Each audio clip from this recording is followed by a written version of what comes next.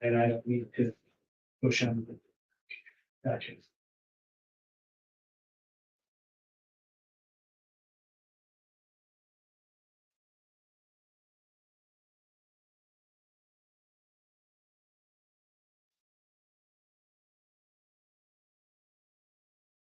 Longer than 20 seconds.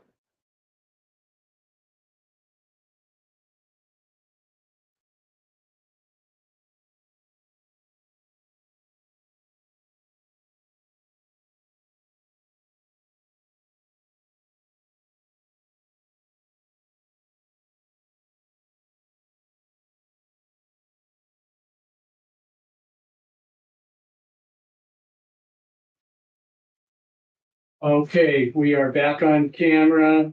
Sorry for the disruption about that, but we're going forward now. Okay, Ms. Taylor?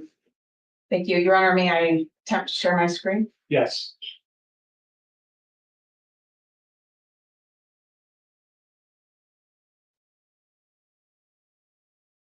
All right, Dr. Elvin, let's talk about community attitude survey. What is that?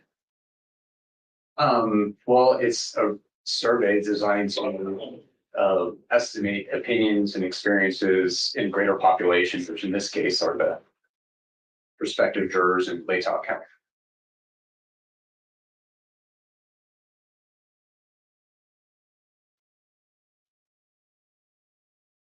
Is there a specific way you set up to do a survey? Yes, of course. Can you tell us about it? Sure. So a lot of the design and structure of these surveys is based on some of the guidelines, professional guidelines from APOR, which is the American Association of Public Opinion Research, and the ASTC, which is the American Society of Trial Consultants, and also 40 years of people doing this. So the way it works is we randomly select people through a random digit dialing approach. So it's a probability sample. Everybody has a known chance of being included. And the first section is a screener to assess to make sure people are jury eligible. So we have to live in the county, have a driver's license, or be registered to vote, be 18 and over, and so on. And then they're introduced to the survey. There's an introduction actually at the beginning, even before they answer a question, or they're told why they're being called. We're calling to get their opinions about an upcoming trial, and that their opinions are important because they were selected as a representative, household or whatever in the community. And then after they go through that screening process, they're instructed that there's no right or wrong answers to any of the questions. They can always report that they have no opinion or they don't know, and everything will remain anonymous. So the first few questions try to measure just basic criminal justice attitudes to get them familiar with the process, familiar with the survey, answering questions. And then they're introduced to the actual case, the case recognition question. And then if they know about the case, they continue and are asked prejudgment questions, open-ended questions to assess some key opinions, then case knowledge questions, which are recognition questions. And then they go into the demographic section, which is how they consume media. And yeah. You mentioned two organizations, and I think earlier you mentioned that you were regularly a member of those organizations. Do they help set standards for how surveys should take place? They did. And tell me a little bit more about the introduction. Why do you do that? The first introduction or the instruction after that? They get through the screener. The introduction and then the instruction. Yeah, well, you're trying to encourage people to participate to increase response rates, right? So you're told again why you're calling. It's not a sales call. We're calling to get the opinions of people in your community and why. So it's not just random. So they understand it's about an upcoming trial. We don't tell them what trial because that would clearly lead to potential response bias. And they're encouraged to continue participating because they represent their community. They were selected randomly. And then there's efforts to increase response rates by we do callbacks. So everybody, each number is called up to 3 times at different times of the day. So if somebody maybe is at work, you still have a chance of being included in the survey. There's soft conversion techniques. So if somebody's kind of on the fence, like maybe they're like, maybe I'm busy, can you call me back? We try to find out when can we call you back so we can talk to them later, just to encourage them to participate and not drop off.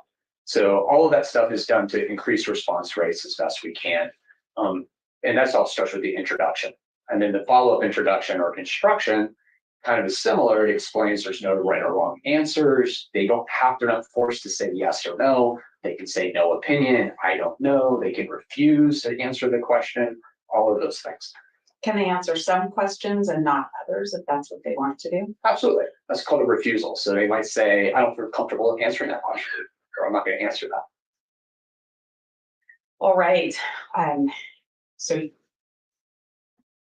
you did a community attitude survey in this case.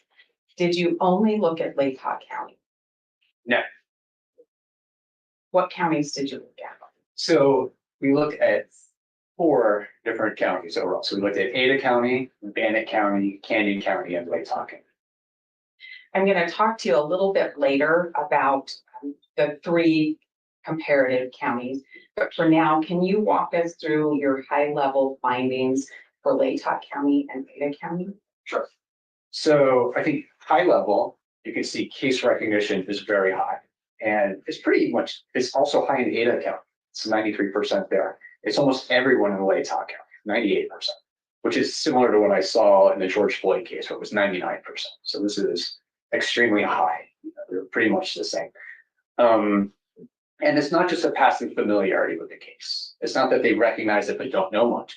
You can see people in Lake County reported that they followed the case somewhat or very closely. Almost 70% are closely following this case. And again, that means they're actively looking for information, passively consuming information, talking about it. So it's a big deal in this community.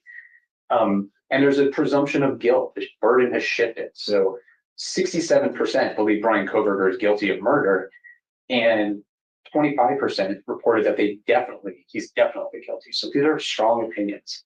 And 51% reported what I call a fixed opinion, where they reported that Kohberger would have a difficult time convincing them that he's not guilty. So the burden of proof is shifted on the defendant to prove his innocence. And that's undermines due process. That's not how our system is designed to work.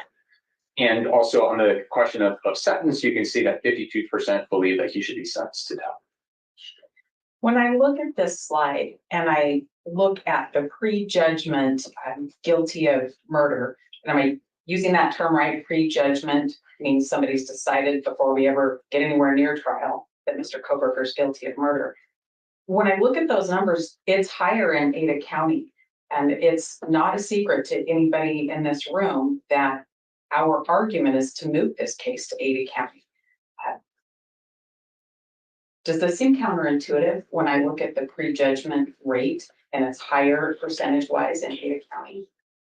Yeah, so first of all, in my mind, it's 2 questions. One is, should the case be moved? Not where, it's should the case be moved? Has the presumption of innocence been undermined based on the reasonable likelihood standard, which is less than the preponderance of the evidence? So second question is where? In a case like this, you're going to see high case recognition and high prejudgment everywhere. They're essentially the same in terms of 67%, 68%. But when you look at case recognition and size, population size, you'll find that in Ada County, there's about 16 times more people in that county that have not prejudged, if you do the math. So yes, those numbers look the same for those who recognize the case, but there's a much larger swath of people who haven't prejudged. And it's not just prejudgment that matters. So that's one variable you look at, but it's not just that. There's a host of other things. Extent of case knowledge, connections to the case, been exposed to rumors. There's all these other factors that play in. It's not just one item, it's the totality of the findings, not just one question. When I move to the other slide, what am I seeing on this slide? So these are instances just to show how invested people in this community are. So almost 80%, 79% have talked about this case online or in person. And that's where information is spread. So even those who may not closely follow the news are learning about it from their neighbors, from their coworkers, from family, from social media, from, and all of that. So information is being spread through those channels as well. And you do see big differences there when you're looking at Ada County. It's much lower because they're less invested in this case. It wasn't a shocking incident that occurred in their own community. You see that 32% have watched a show, for example, that Netflix or Paramount show or Dateline or something about the case. Almost 40%, 39% personally experienced high levels of stress, anxiety, or fear during the search for the killer while they were here. So that's very high. And then 45% know someone else who has. And if you look at those together, it's actually about 63% have either personally experienced fear or know someone who has during that search. And that shows like the impact they've had on them. And you'll see it later in some of the opens where people talk about, I was scared to walk outside or running to their car from work because they don't feel safe. They can see the house from their office. One person mentions that their wife was scared to go to the supermarket. People talk about they locked their doors for the first time. So it just shows the personal fear and impact this case created in this community that you do not see in large communities. I have a follow-up question for you on this slide. The statistics that you show us show that the incident of looking at things on social media and Netflix and regular primetime news shows is higher in Latah County. And that correlates to the sampling of things you showed us a few moments ago, just your sample of what's out there on social media, on Netflix, and that sort of thing. Is that right? It's higher in Latah County? It is higher in Latah County. Now, when you say correlates, like I didn't do a statistical analysis, I would say that's the stuff, the content out there. That's what it looks like if you just do a search and you're following it. And on the anxiety question, that number for Ada County is about 32%. So it's much lower. Looking at this slide, what does it mean with these differences we're seeing in numbers? Well, to me, again, it shows personal connection, the personal experience. In a big county, there might be a sensational crime, but you don't see people feeling that way. Because crime is unfortunately frequent, and they might be something else that captures their attention, or there's so much going on. It's not shocking. Here, this is something when people talk about again. There's an idyllic community where everyone felt safe, and this person took it away from us. It was like shattering this sense of security and safety that we had, and everybody experienced it. And my guess is a lot of people can probably reflect on where they were when they learned this and how it impacted them personally. So it's very unique. What are we looking at on this slide? I think you skipped a slide.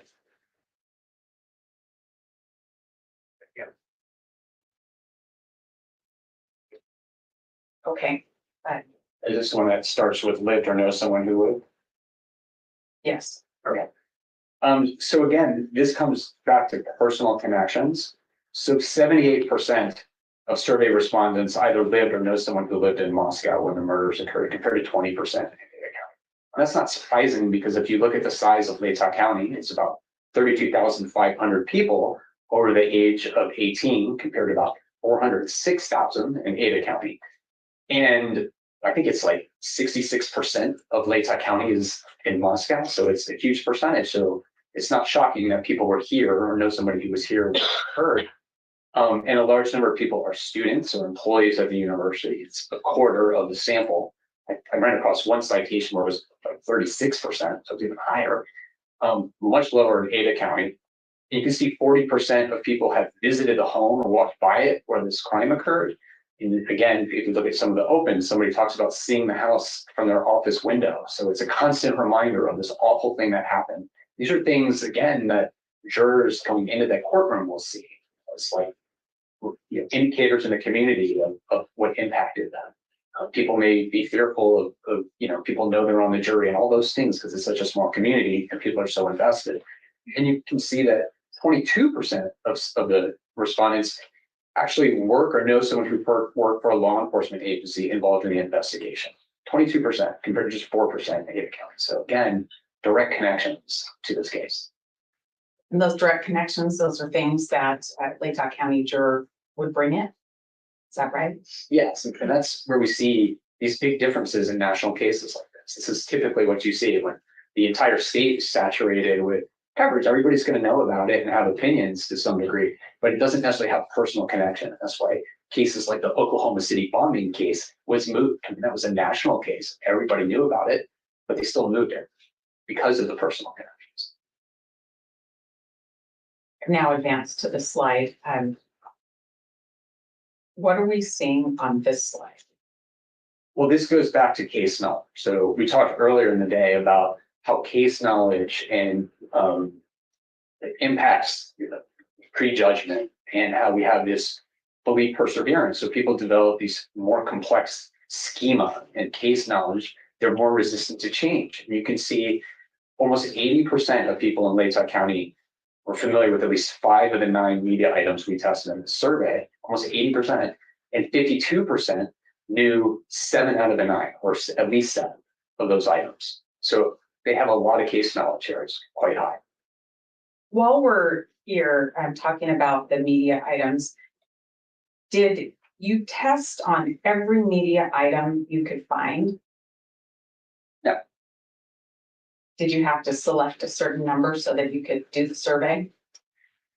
What I do is I read all of the media coverage that is local, those local newspapers, and I'm pulling items that stand out, that are repeated quite a bit. So there's like multiple references to certain things and things that are inadmissible, prejudicial, things that are likely to have create bias and have an impact.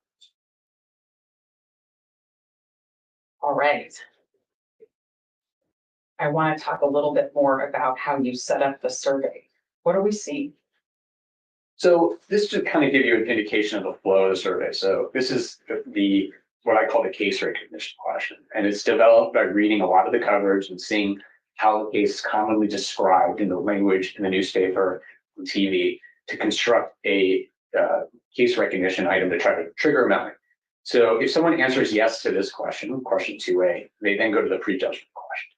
If somebody answers no, we give them a little more information to see if that triggers a memory. If that does trigger a memory, then they go to the prejudgment question. And if not, they go to the demographic question. So we always have 2 case recognition questions. That's the recommendation, again, in the ASTC professional guidelines. We usually pick up 1 to 2% when we do that in most surveys. Does this question come after your earlier questions to get them to take your survey, the introduction and information questions? Yes, it's actually even deeper. So you get the introduction. First, you get why we're calling, and then you go through screen of questions, and then you're given an instruction about you. There's no right or wrong answers. You can always say, I don't know. I can always refuse. Your answers are anonymous. Then they answer, I think, 3 or 4 general criminal justice questions, and then they get to this question. When you say the prejudgment question, are you talking about the media items stuff? Is that the same thing you're talking about? Prejudgment is whether or not you believe a defendant's guilty of whatever the crime is. This is before any of the media items. You would never put those media items and then ask if you think they're guilty, because then you'll create response effects. Like maybe they didn't know that item and you just gave them prejudicial information, and now I think he's guilty because you just told me he confessed, or whatever thing it is. Like, you wouldn't want to do that. Is that why the survey is designed that way? Yes. All right, let's talk about some of the survey results. Walk us through what we're seeing there. Okay, so again, the data suggests that this case has captured the community's attention. This is not a case where people have moved on. Almost everyone in the community recognizes this case. You're at 98% recognition rate. And it's not just a passing familiarity. People are closely following the case. 29% are following it very closely. 39% are following it somewhat closely. So you're basically at 60% closely following this case, which is quite high. All right, what are we seeing on this slide? So this is one of the ways we test the validity of our survey. So we talked again, when we talked about the research, we know that people who closely follow a case, people who have a lot of case knowledge, are more likely to believe a defendant is guilty. So one of the things we would expect is to find a similar relationship in our survey, which indicates validity. So, and that's what we find. So whether or not people are closely following this case is significantly related to bias. So if people are following it very closely, within that group, the guilt rate is 84%, and somewhat closely it's 73%. Just kind of looking at it combined, you're at basically 77% of people who are following it somewhat or very closely believe the defendant is guilty of murder. So the more you follow it, the more likely you're to be exposed to prejudicial content, the more likely you are to develop a complex memory and case knowledge, and more likely to have an opinion. All right, what did you learn about prospective jurors who are talking to each other? So one is the fact they are talking to each other, and that's, we don't always see that. Sometimes that's 40%, 50%, or even less in terms of talking about a specific case. And you can see here, it's almost everyone. 88% of people who know about the case have talked about it either in person or online. That's quite high, and they're following it, seeing things on social media. They're watching, Netflix episodes or Paramount or whatever was on. They're seeing shows. They're seeing it in their news feeds. They're closely talking about it. In a small community, that's how information gets spread. It's what we call this informal communication network. Did you have an opportunity in your survey to learn more about different rumors and things that are going around in Utah County? I did. So we asked an open-ended question after the prejudgment question, and then it should be what they know about the case and their opinion. And we asked what rumors or theories they heard in the community to see if they're regurgitating some of the stuff that's been in the newspaper, on social media, the idea, again, of informal communication networks. In smaller communities, you tend to get a lot of like, well, I knew somebody who knew this person, or personal connections, and information gets spread that way.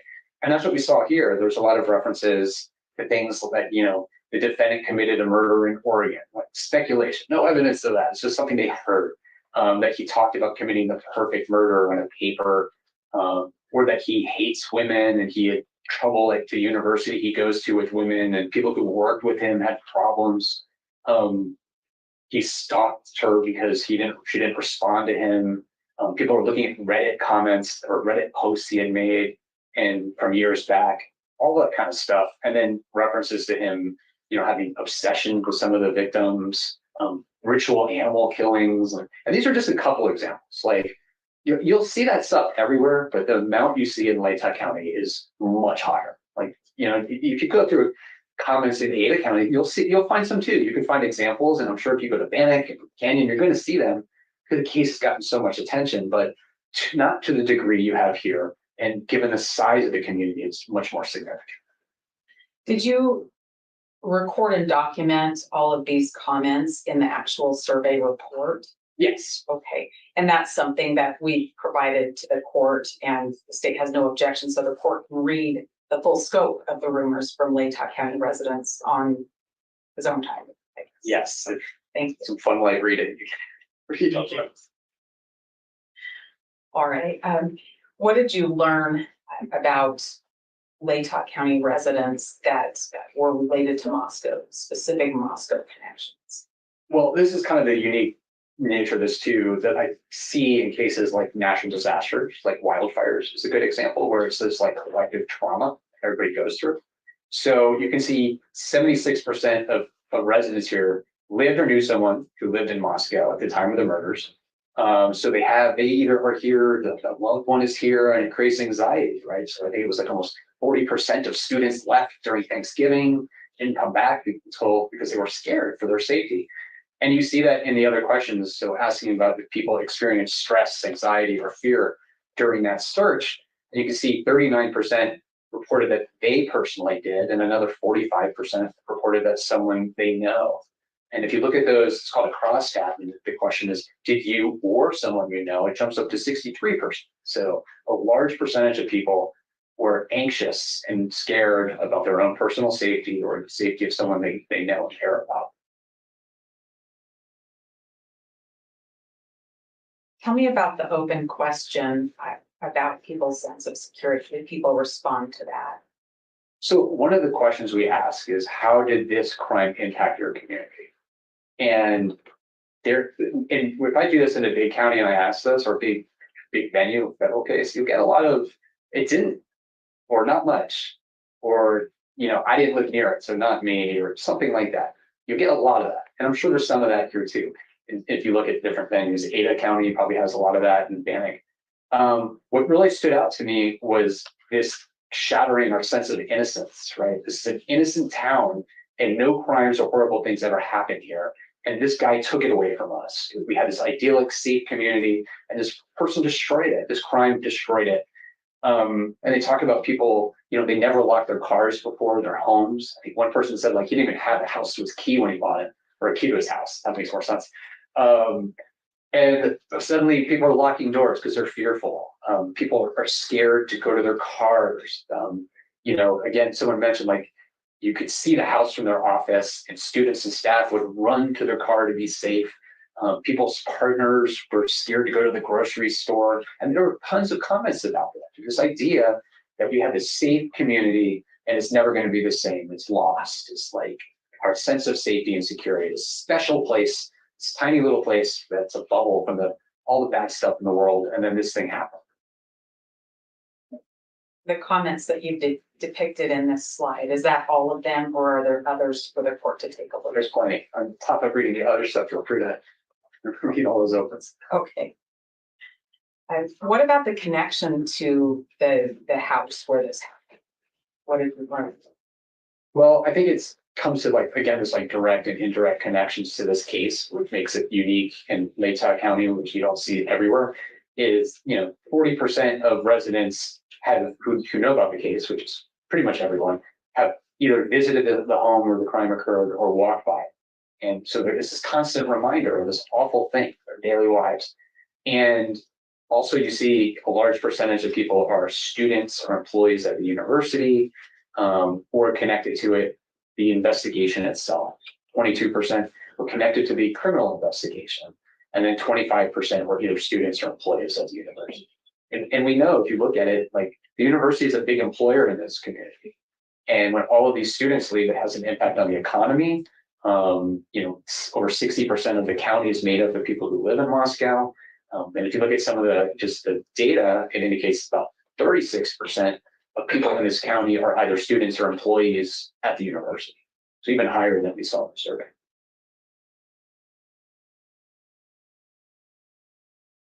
All right. I want to talk about the prejudgment question. What did you learn? So this question is one of the indicators of undermining the presumption of innocence. So I look at it, I'm always looking, when I think about due process, is the presumption of innocence.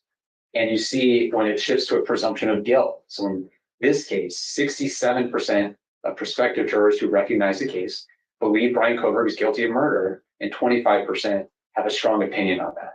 So if you think about it, given the high recognition rate here, if 100 jurors walked into this room during voir dire, 66% of them already think he's guilty before they've heard any evidence.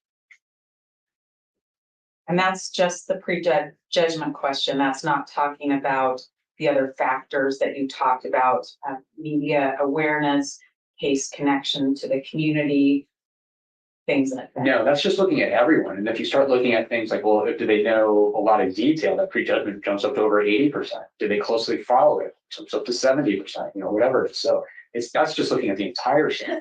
Start looking at other things, that prejudgment gets even higher. You've talked about what you've defined as a fixed opinion or a fixed presumption of guilt. What did you find about that? Yes. So the question I ask is basically based off, I'm going to start talking subject now. Based off of what you've read, seen, or heard, would the defendant have a difficult time convincing you that he's not guilty? So burden of proof shifting on the defendant. I think I mentioned this last time, but that question was developed by a judge in Tennessee. And what you were seeing was they would ask jurors, well, what do you know about the case? And they would tell them some information or minimize what they know. And then the question was, do you think he's guilty? And maybe they'd say yes. And then they'd say, but I can be fair and impartial. I can set it aside. I think I can do it. And then the follow-up was, well, would he have a difficult time convincing that he's not guilty? And oh yeah, I can't change my mind. So it's just much more effective. I find it's more likely to be correlated with these other indicators of bias. So it seems to be more of a valid question.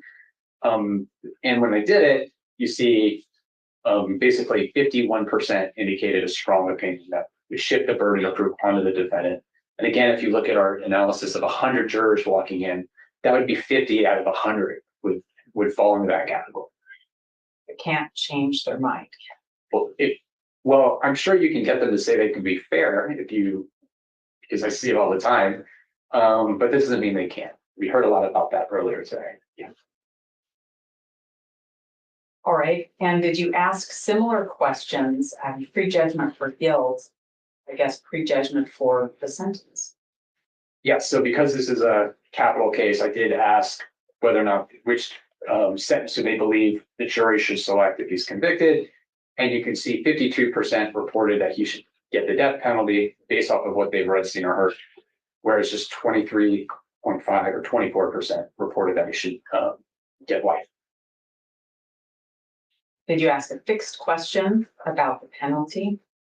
Yes, so I asked the same fixed opinion question, and you find that 51% believe that the sentence should be death and that he couldn't convince them that it should be life. Only 19% reported that the defendant would not have a difficult time convincing them that he should get a life sentence.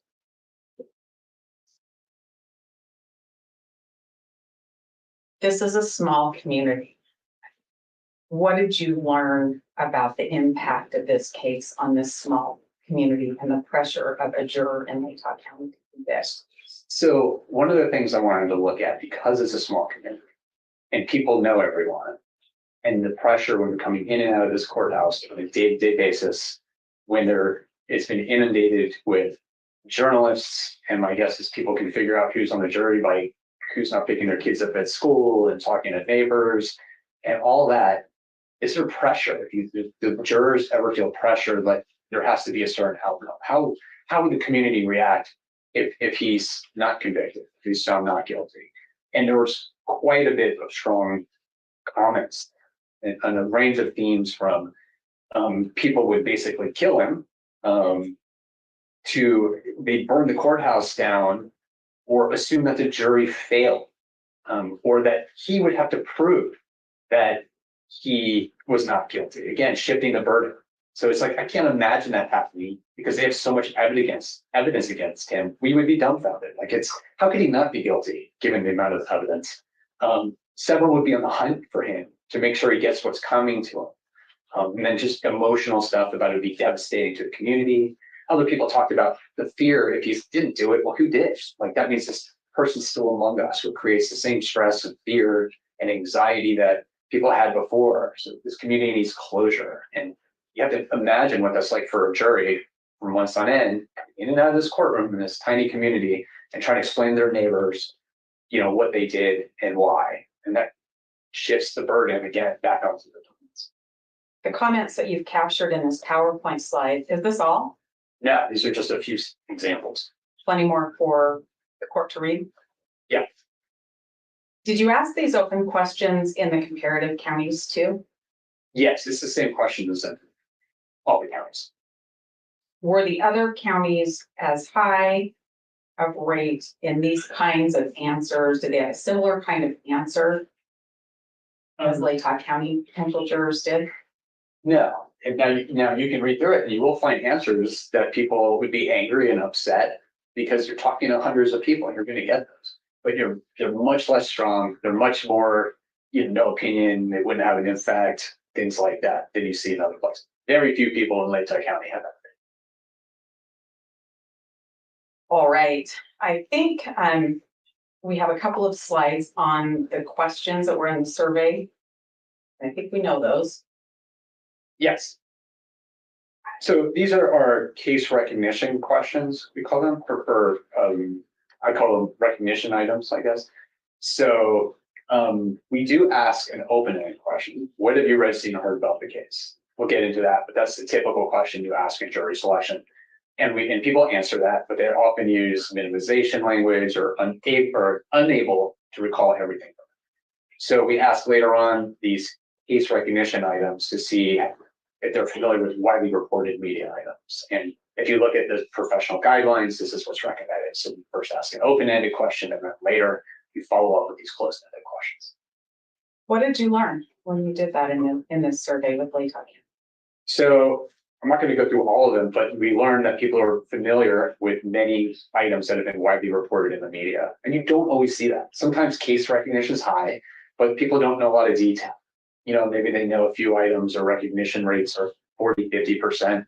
But what we found here are people have well-developed attitudes and opinions and ability to recall a lot of prejudicial content. So in Latah County, you can see that 79% were familiar with at least 5 of the 9 media items, and 52% knew 7 or more of the media items that we tested, over half. And you tested on 9, is that right? 9. Yeah, up to 9. And I think you mentioned, but I think your chart's going to explain to me why more media items, more media recognition items correlate with the prejudgment question of guilt. Yeah, and this goes back to validity of the survey, right? We know from earlier research that case knowledge is correlated with prejudgment, and that's exactly what we found. So the more people know, the more case knowledge, the stronger their opinions, the more likely they are to have developed a perception of guilt. So people who were familiar with 5 or 6 items, you can see it's 66% guilt rate, and for 7, it's 82%. So jumps up quite a bit. So the more case knowledge you have, the more likely you are to believe guilty. And you see the same thing with that, I call it that fixed opinion question. That's significantly related to case knowledge as well. So the number of people who said that he would have a difficult time changing their mind is essentially 66%. If they know 7 or more items. Let's talk about the specific items that were known, just a few of them. We won't go through all of them. What did you learn? So these are just going through a few that we tested, and you can see high recognition rates and significantly related to prejudgment. So whether or not people know that a knife sheath was found on the bed next to one of the victims, 81% of survey respondents in Latah County knew that detail. And you can see it's significantly related to bias. So if you knew that, 72% of people who knew that item believe he's guilty, and 55% reported that he would have a difficult time convincing them otherwise. What about another media item? What about what? Another media item? So the next one is whether or not they knew that DNA was found on the knife sheath, that there was a match for the defendant. And you can see that 67% know that detail. And if you know it, it's highly prejudicial. So 75% of people who know that item believe that he's guilty, and 60% reported a fixed opinion. How about a vehicle recording? So this one, whether or not Bryan Kohberger owns the same type of car recorded on the video driving in the neighborhood where the killings occurred. This was a widely reported media item. So 86% of people know that detail. And 82% of those who do know that believe he's guilty. Quite high. How about the cell phone tower media item? So on that one, you see a case recognition rate or item recognition rate of 79%. 79% of survey respondents do that detail. And if you knew that, 72% of them believe that the defendant's guilty. How about the media item studies? So this would go down to like a misinformation, I'll call it an inaccurate detail that was widely reported, that the defendant had stalked one of the victims. And you can see recognition rate currently at 45% when the survey was done. And 81% of people who knew that detail reported that guilty. How about following on social media? I believe this is the last one. You can see whether or not he was essentially following them on social media. 45% recognition rate, and 79% of those who know that believe he's guilty. And these are all statistically significant findings. Let's talk about some of the comparative counties that you surveyed, and if you can give me a high level of your key findings in those counties. Sure. So now, in my mind, this shows significant bias, that there's a reasonable likelihood that the due process has been undermined in the sense that there's a presumption of guilt in this county. And the question is, if you were to move it, where would you move it? That's question 2. We're on to the second part. We're on to the second part now. That's where this comes. So you'll see recognition rates are high in these 3 counties we tested. So we tested Ada County because it's the biggest county in the state. It's about 406,000 people over the age of 18, and other high-profile cases have been moved there before recently. Canyon County we picked because I believe it's the second largest county, and it is also near Ada County. So it's a big county. We picked that, and we picked Bannock County because it's just far away. And it had less media coverage. So we wanted to see if there was a possibility that people would have less case knowledge there. And you can see recognition rates vary from 90% to, from 84% to 93% across those three cases. And you can see that in terms of how closely they followed it is less than we saw in Latah County. So Ada is 58, Canyon is 51, and Bannock is 46. Compared to Latah County, remember, it was 68%, much higher. The guilt rates are essentially the same, or it's a little higher in Bannock County.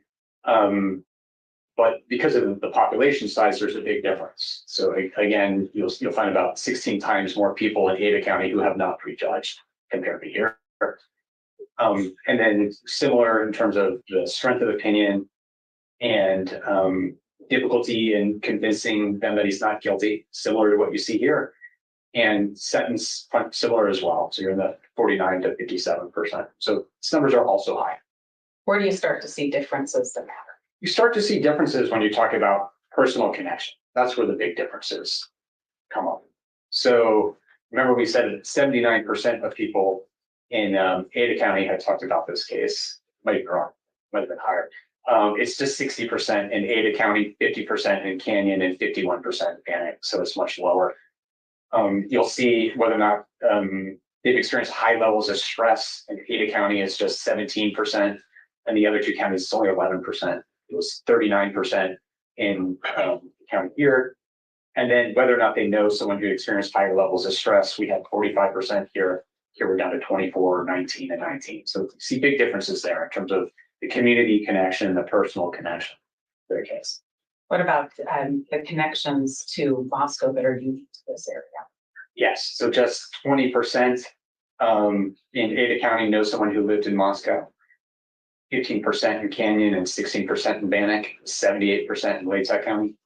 Whether or not they were a student or employee in Latah County, that was 25%, and we're looking at 4% and 3%, much lower. Whether they visited the home or saw it, Latah County is 40%. Here we're down to 8%, 3%, 2%, much lower. Whether or not they knew someone who actually was involved in the investigation, in Latah County, that number was 22%, I believe. And in Ada County, it's just 4, Canyon it's 2, Bannock is 2. So much lower when it comes to those type of connections, the personal connection, personal investment in the case. What about the recognition of media items?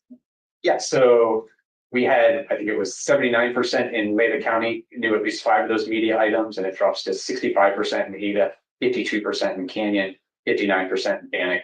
If they knew 7 or more, that was 52% in Latah County. It's just 42% in Ada, 27% in Canyon, and 29% in Bannock. So less case knowledge. And we know case knowledge comes back to belief perseverance, right? So the more you know, the more resistant your attitudes are to change, the more likely you are to attend to and process information consistent with what we know. New information about the DNA evidence, I already know about that. That's credible, I give that weight. So you're much more likely to see that in Latah County. All right. I think you told us a little bit about the population size. And is that why you selected Ada was the population size? So I'm not selecting anything. I'm just pointing out some possibilities. So I selected Ada County in terms of to do the survey because it's the largest county in the state. And, I think it was the Dalo case was moved there. So that they can take this case in. We know large counties, it's less of a big deal when the case moves there. It doesn't become the biggest story in that community. So I wanted to test Latah County. Pick Canyon because it's the second largest county, over 184,000 people. And then I picked Bannock because it's further away. It's quite far away, hundreds of miles from here, and it's in a different media zone. It does have some of the similarities of Latah County. So, for example, there's a university there that's the second largest employer. So there's a risk there. About 18% of the population is connected to that university. So there are those risks. And I think the problem there, while some of the numbers are good, it'll become a huge deal if that case is moved there. You're gonna have the media circus move from here to there, and it's gonna become, again, a huge story in that community. So there is risk if you choose a smaller venue that something like that will happen. And that risk is tied specifically to the size of Bannock County. Yes, smaller counties, you don't have stories like this regularly happening. So it's more likely to become a big deal in that county. And you could end up with significant bias between the time the case is moved and the time it goes to trial, because there might be an increase in media coverage there. When we talk about the survey itself, was it only people who knew about the case that took the survey? No. Explain to me what you mean by that. Well, I'm looking at your slide here about people who, whether or not they know about the case, do they finish the survey? I think one of the things the state's criticized about is a non-response bias. So I want to understand if you can tell if that about how the survey works, this one and others. Right. So first of all, one thing we do is we do comparison surveys in a host of different cases. So if you look at other cases we've done this on, if that were true, you would find that only people who know about the case take the survey in the comparison count as well, right? So you can see in Renfro, this was an Idaho case, in Kootenai County, 89% of survey respondents recognized the case that took the survey, that completed it. In Ada County, 67% of the people that completed the survey did not know about the case. So you would expect that you wouldn't see that trend if people just say, oh, I don't know about this, I'm not going to take the survey, I have no opinion. In state of Tennessee, v. Andrew Delkey, similar findings. So in Davidson County, 67% of the people who completed the survey knew about the case. In Hamilton County, 84% of people who completed the survey did not know anything about the case.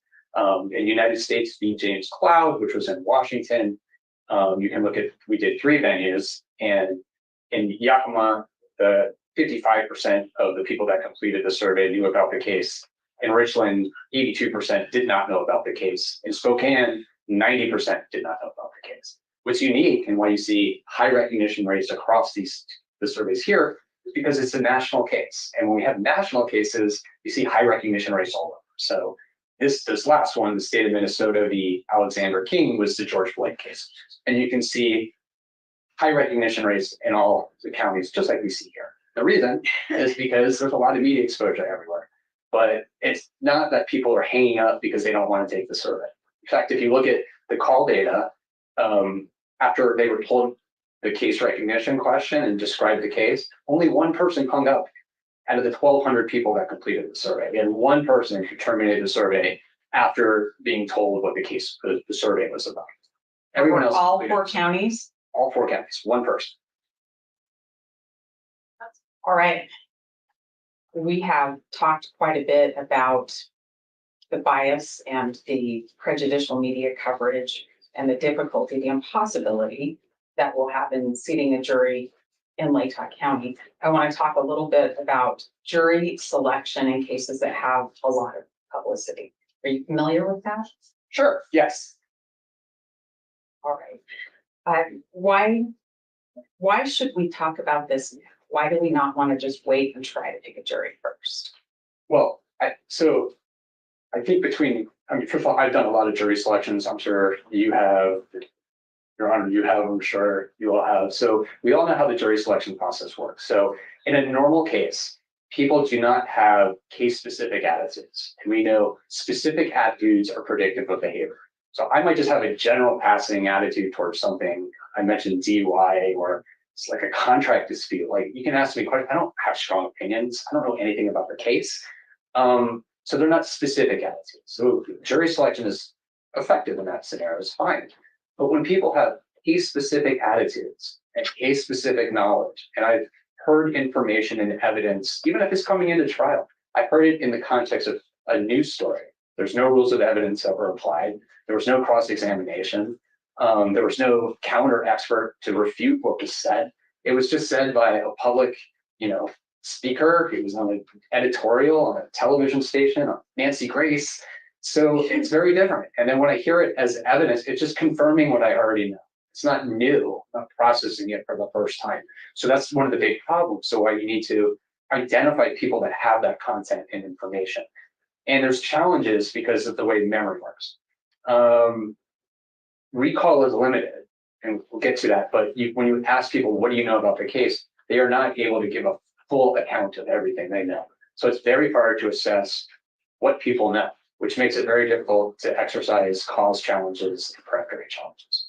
And the other thing is just the nature of jury selection. It's very easy to rehabilitate a juror to get them to say they can be fair. It happens all the time. So a juror says that I had this experience, or I think I'm leaning towards one side, and it's so easy. We do it all the time to get a socially desirable response. You start with, well, the law requires everyone to be fair. Everybody has their own opinions, and that's okay. We're just asking you, can you follow the law? Can you follow the instructions? Can you deliberate? Can you be fair? And most people will say yes to that because they want to create a socially desirable response. They know what the right answer is. Give leading questions. In one study, they actually analyzed a transcript or 3 tribes transcripts, and it was like 60% of the comments during voir dire were from attorneys and judges. Just 40% were from jurors, and 63% of the comments from jurors were one-word answers. And I see that in the post-conviction stuff I do when I analyze transcripts. It's 3 pages of indoctrination into what a juror is supposed to do, ending with a closed-ended answer, can you set it aside? That's not an indicator of what their ability to do. People can't just men in black flash heaping themselves and forget everything. It doesn't work that way.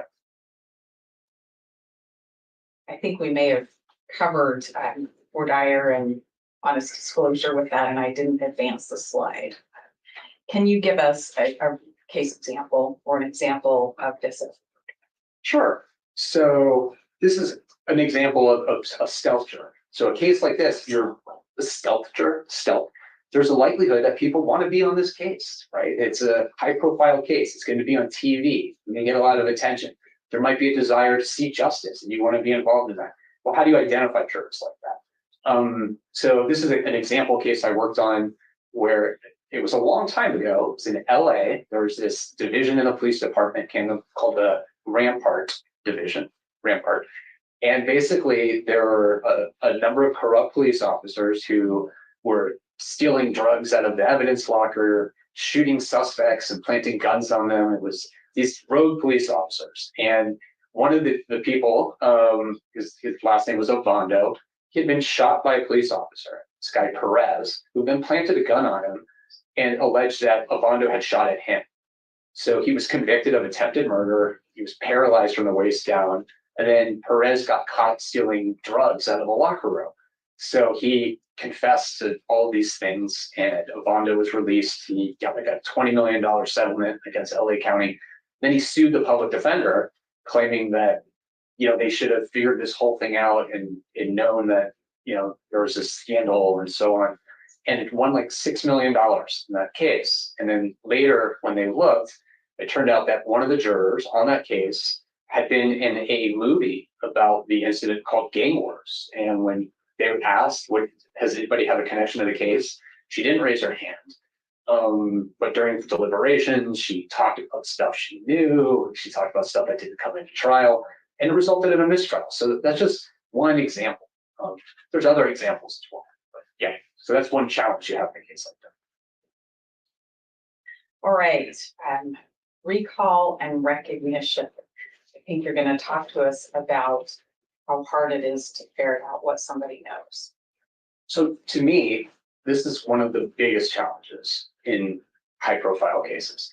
So the question you ask on the juror questionnaire and open voir dire is, what have you read, seen, or heard about this case? That's the open-ended question you ask. That is what we call a recall question.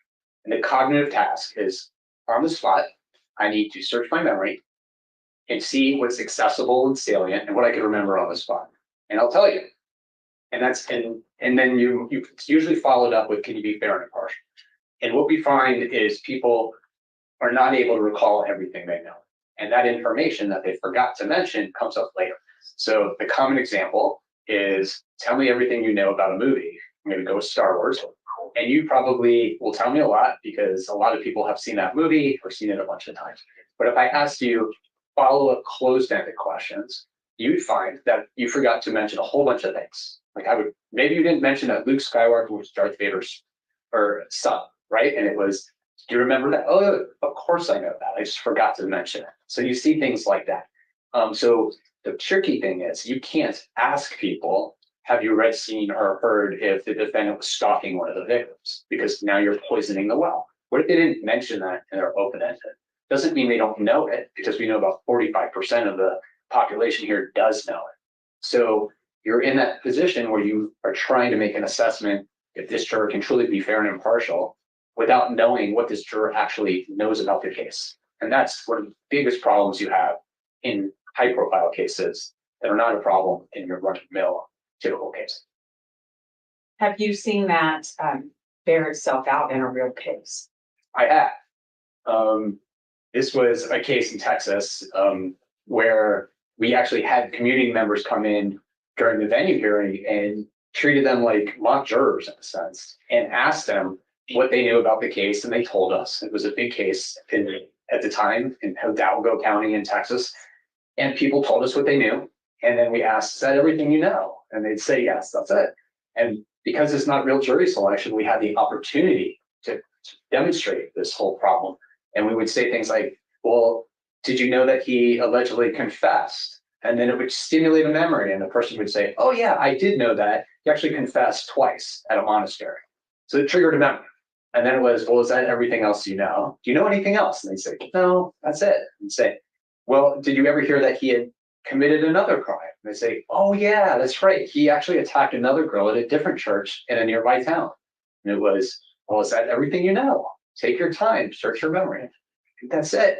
And then we do it again. And it was, well, did you know there was a cover up? Oh yeah, the Catholic Church covered it up and the police department. And it just demonstrated the problem. Now, that was fine in that little demonstration we did, but you could never do that in jury selection, because if you did that, you just poison that juror. If they don't know it, you just poison them. If they did know it, then you have to get rid of them, right? So you're in this impossible position in terms of trying to figure out if this juror can be truly fair and impartial when you don't know what they know. Do we have a glimpse of how that works in Bryan Kohberger's case based on the search warrant? We do. All right, how do we know? Tell me about that. So we always use the open-ended question. What have you read, seen, or heard about the case, and code it? And what we found is, on average, people reported 1.6 details when asked that open-ended question. So we know that's the average number of details they report. And then we compare that to the closed-ended questions later, those 9 media items, to see if there's additional items that they actually recognized that they failed to mention in the open. And what we found in this case was that 96% of survey respondents knew at least one of these media items that they failed to mention in the open. And on average, they recognized an additional 4.9 media items. So almost 5 out of the 9 failed to mention. And these are just some examples. So, someone said, what have you read, seen, or heard about this case? Just what has been on the TV and the papers. So that's minimization language. They use the word just. There's no specific detail. But later when we ask those closed-ended questions, that person knew all 9 of them. Another one is just what I've read and seen on the news and newspapers. Again, knew all 9. Read articles about the case, knew 8 of the 9. Just what I read in the papers, same as everyone else, 7 of the 9. So these are just a few examples, but this is what happens. This is what you see on juror questionnaires. This is what you see in voir dire. And I mentioned that, anyways. And that's dangerous in this case because of the amount of prejudicial media coverage. Is that right? It's dangerous in this case and in high profile cases. That's the unique problem they create. What's unusual in this one is, 1, it's in a small community, and 2, people here have very well developed schema and attitudes and case knowledge.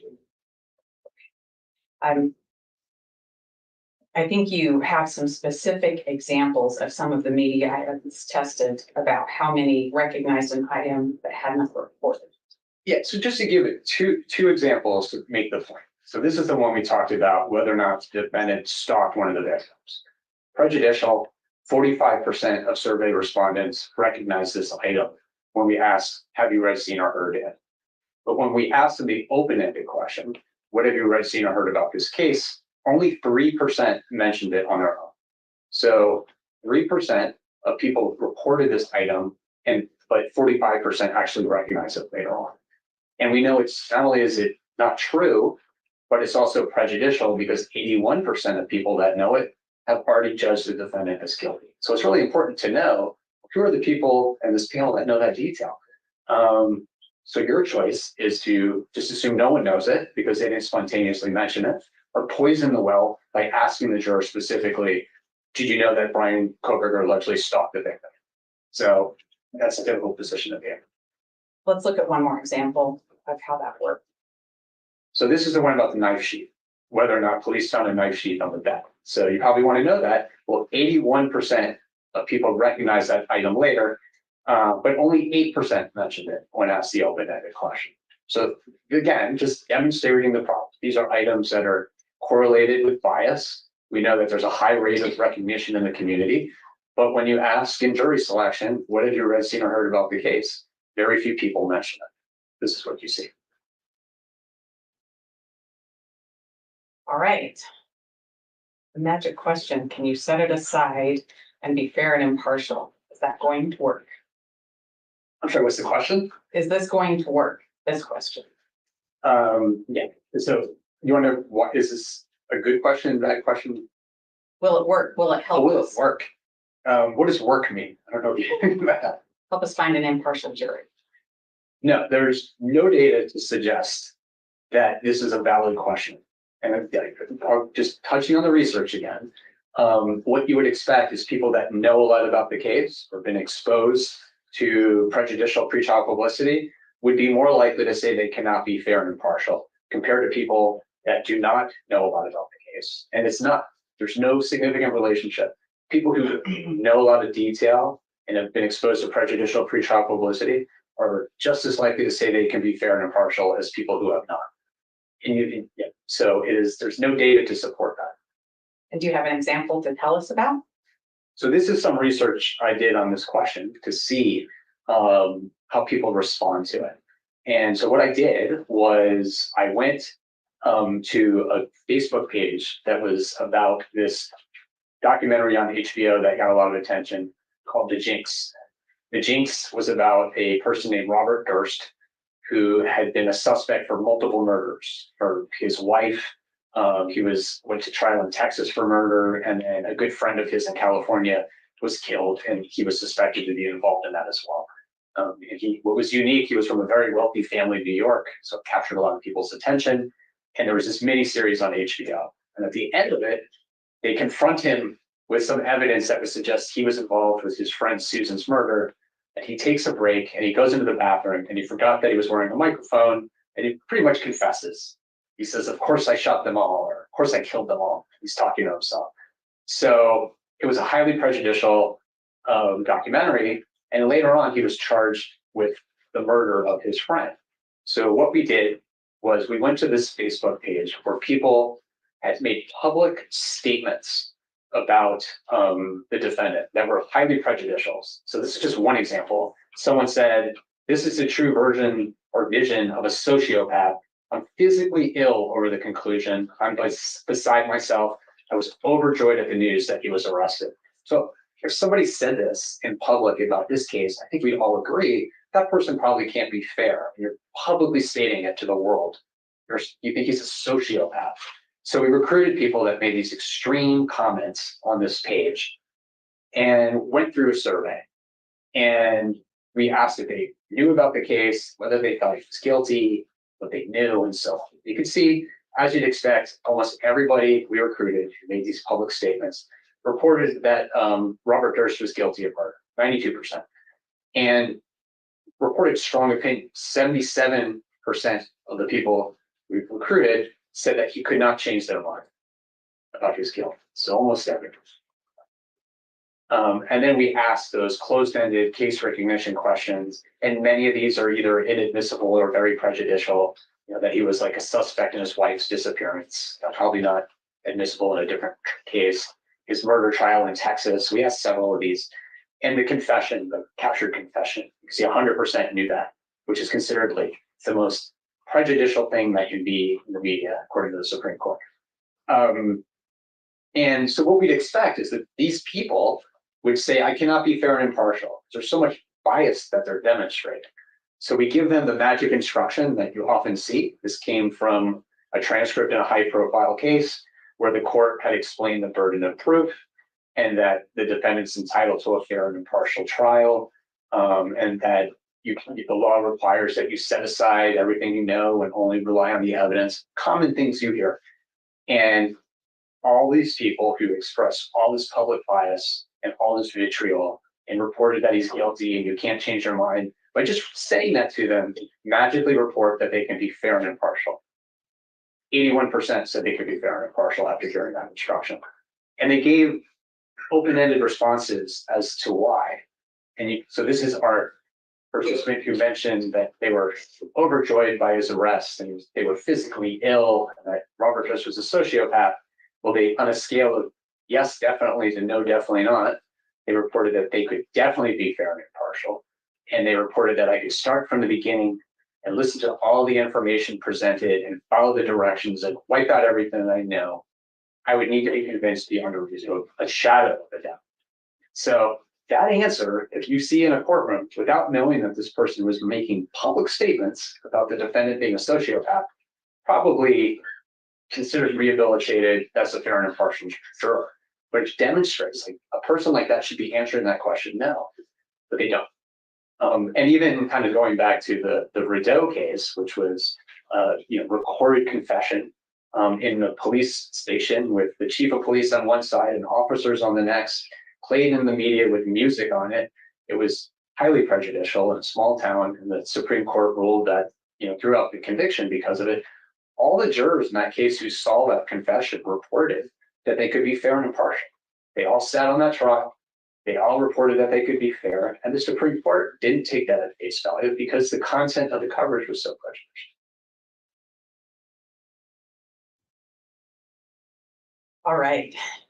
Based on your years of experience, your education, all of the work that you do in general, and then specifically the work that you've done in this case, the survey, the hundreds of comments, do you have an opinion about this case and whether we can seat an impartial jury in Lake County? I did. What is your opinion?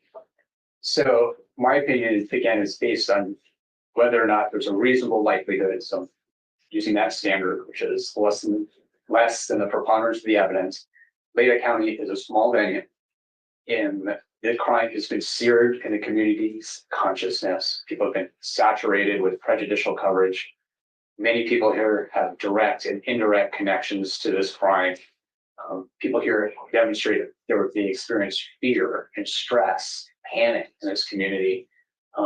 There's significant rumors and misinformation that have been spread and people have been exposed to in this community. There's a feeling of pressure to convict, I think, given the reaction that people think the community would have if he's acquitted. That's particularly concerning. We know from the data that jurors have closely followed the case, they've talked about it, they're familiar with prejudicial details. I think that the presumption of innocence has been undermined and a presumption of guilt prevails in this community. And I think the pre-existing attitudes and opinions will influence how people process evidence. So even if the same information is presented at trial, there's a big difference in terms of jurors being exposed to that for the first time. I don't know about the DNA evidence. I don't know about the videos versus a juror being exposed to something that they already know, where they're just confirming what they already know. I already know about the DNA evidence. It's just triggering a memory of what I already recall. And I'm processing this information through that filter that is consistent with what I believe and I already know. And it impacts how they see government witnesses and how they will view and evaluate defense witnesses.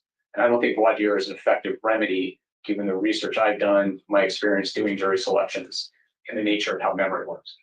So taking all that combined, I think it's appropriate to change that. Thank you. I don't have any other questions, Your Honor, and Dr. Edelman, hang tight if you should stay. Okay, thank you, Ms. Taylor. So this would be a good time to take a break. Sure. And we'll come back at 3:20. Thank you. Dr. Edelman.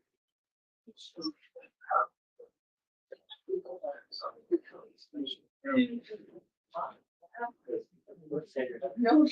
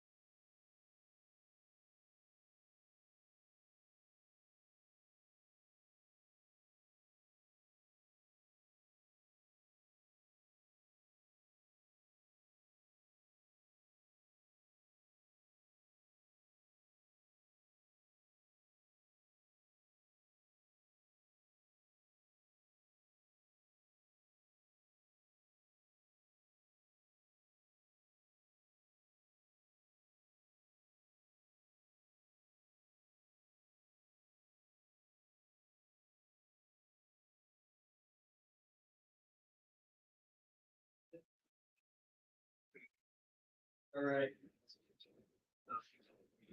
Mr. Edelman, it's all sneezed already. All right, so we're now back on the record. This is State versus Kohberger, case number CR 29222805. Kohberger is still in the courtroom along with counsel and also counsel for the state. And Mr. Edelman is ready for cross-examination, I believe, and you're still under oath. So go ahead. And actually, Your Honor, the state has everything it needs from Dr. Edelman, so we won't be doing any cross. Oh, okay. May this witness be excused. You may, Your Honor. Okay, thank you. You're free to stay, free to leave. Thank you. Appreciate for you being here. Okay, another witness. Yes, Your Honor, our last witness is Dr. Dare. There. Okay, I thought maybe Dr. Dare was going to be rebuttal to the state. No. Your Honor, we disclosed Dr. Dare twofold. First, to talk to the court about the survey instrument itself, and then to provide rebuttal testimony. Part of that is going to come based on the state's objection too. So I don't know if the state has any witnesses to call, but we'd ask that she stay for that if that's the case. Okay. So Dr. Dare, line it up. Please face the clerk, raise your hand. You solemnly swear or affirm that the testimony you give in this case shall be the truth, the whole truth, and nothing but the truth under penalty of perjury. Yes. Thank you, ma'am. Please have a seat, and then once you're seated, please state your name and spell your last. Yes, Veronica Dare, D-A-H-I-R. Thank you. Ms. Taylor. Go ahead. Thank you, Judge. Good afternoon. All right, let's start with your occupation. What do you do? I am the director of the Grant Sawyer Center for Justice Studies at the University of Nevada, Reno. I'm also the director of survey operations for the Nevada Center for Surveys, Evaluation, and Statistics, also at the University of Nevada, Reno. Do you also do consultations outside of your role with the university? Yes, occasionally. And is it in that capacity that you're here today? No, today I'm here at independent of my role at the University of Nevada, Reno. I am here as an expert consultant, and that is independent of my work at the university. Although my testimony is based on my previous experience, knowledge, and education that I received at the university. I'm going to talk a little bit more about what you do for work, but let me back up and find out about your educational background. I have a bachelor's degree in psychology and a master's and PhD in interdisciplinary social psychology from the University of Nevada, Reno. My master's and PhD are from the University of Nevada, Reno. In terms of my work at the university, I have a joint appointment, as I mentioned. I run two different research centers at the university. One, as I mentioned, is the Grant Sawyer Center for Justice Studies, and the other one is a survey lab. I also teach in the Judicial Studies program. I teach a graduate level course called Scientific Research Methods for Judges, which is a course for judges getting their PhD across the nation. They're sitting judges that are on the bench. I teach another course called Scientific Methods for the Justice Management Program, which is a master's degree program at the university. I have taught social psychology, criminal justice research methods. I've taught other courses, but that was quite a while ago. Right now, I'm just teaching this graduate level course. I serve on several dissertation committees for various departments on campus: social psychology, psychology, School of Public Health, computer science, natural sciences. There's many. I serve as a dissertation advisor and committee member for students that are getting their degrees, and primarily in the Judicial Studies program. I have served as an advisor and as well as the social psychology program on campus. In terms of my role on campus, I do primarily, let's take the Sawyer Center first. We do research on justice-related topics broadly defined. My background is social psychology with an emphasis in justice studies and law. And so our research that we've been doing there is specifically related to research in the justice system. We have many different populations that we research and do surveys with, including jurors, judges, attorneys, both defense and prosecution, court reporters. We've done many surveys on diverse populations as well, including people experiencing homelessness, LGBTQIA populations, the elderly, prisoners, inmates, Native American populations. So we've done many, many surveys in that capacity. In my role as the survey director for the Center for Surveys, Evaluation, Statistics, I am in charge of multiple research projects that have to do with surveys nationally, regionally, and locally. Most predominantly, the one that we have been doing since I've been there in 2006 is the Center for Disease Control and Prevention, otherwise known as the CDC, their BRFSS survey, which stands for Behavioral Risk Factor Surveillance System. I am the project coordinator for Nevada, and I've been doing that role since 2000 for the state of Nevada for the last 3 years. But before that, I was the data collection supervisor for this project since 2006. So I've been working on that project for quite a while. Prior to my role in both of these programs, I also worked on surveys. I've been doing, I would say, surveys and research for almost 30 years, since I've been a graduate student, and even before that.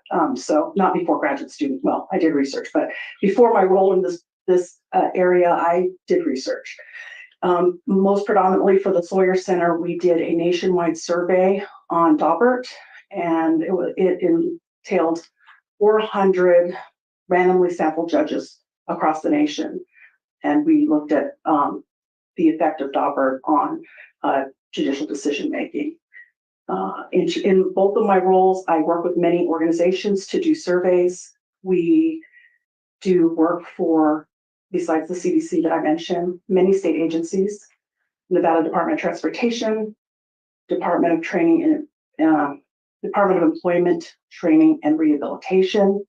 I won't do all the acronyms. I won't do that to you, so because I can shoot off all the acronyms. But We work with the National Judicial College. They're right on campus. I'm in the building, actually. National Council of Juvenile and Family Court Judges. We've worked on projects with the Federal Judicial Center, the State Justice Institute, and many more organizations. I know you're going to ask me other questions, but I wanted to get those out. So I do have a couple of questions for you. You said 30 years about of your life you've spent doing this work. yes, And it sounds like it has a whole lot to do with survey work. yes, Is that both designing surveys and then critiquing surveys? yes. So we have done numerous projects, as I mentioned. You're probably going to ask me, so I'll just say it. We have published in academic journals. I personally have published on different aspects of survey research in Judicature, Justice System Journal, Future of Evidence by the American Bar Association. I have a chapter in there. That one's not specific to surveys, sorry. I have other publications, but specific to surveys, Survey Practice Journal, Law and Human Behavior on the judge survey that we had done.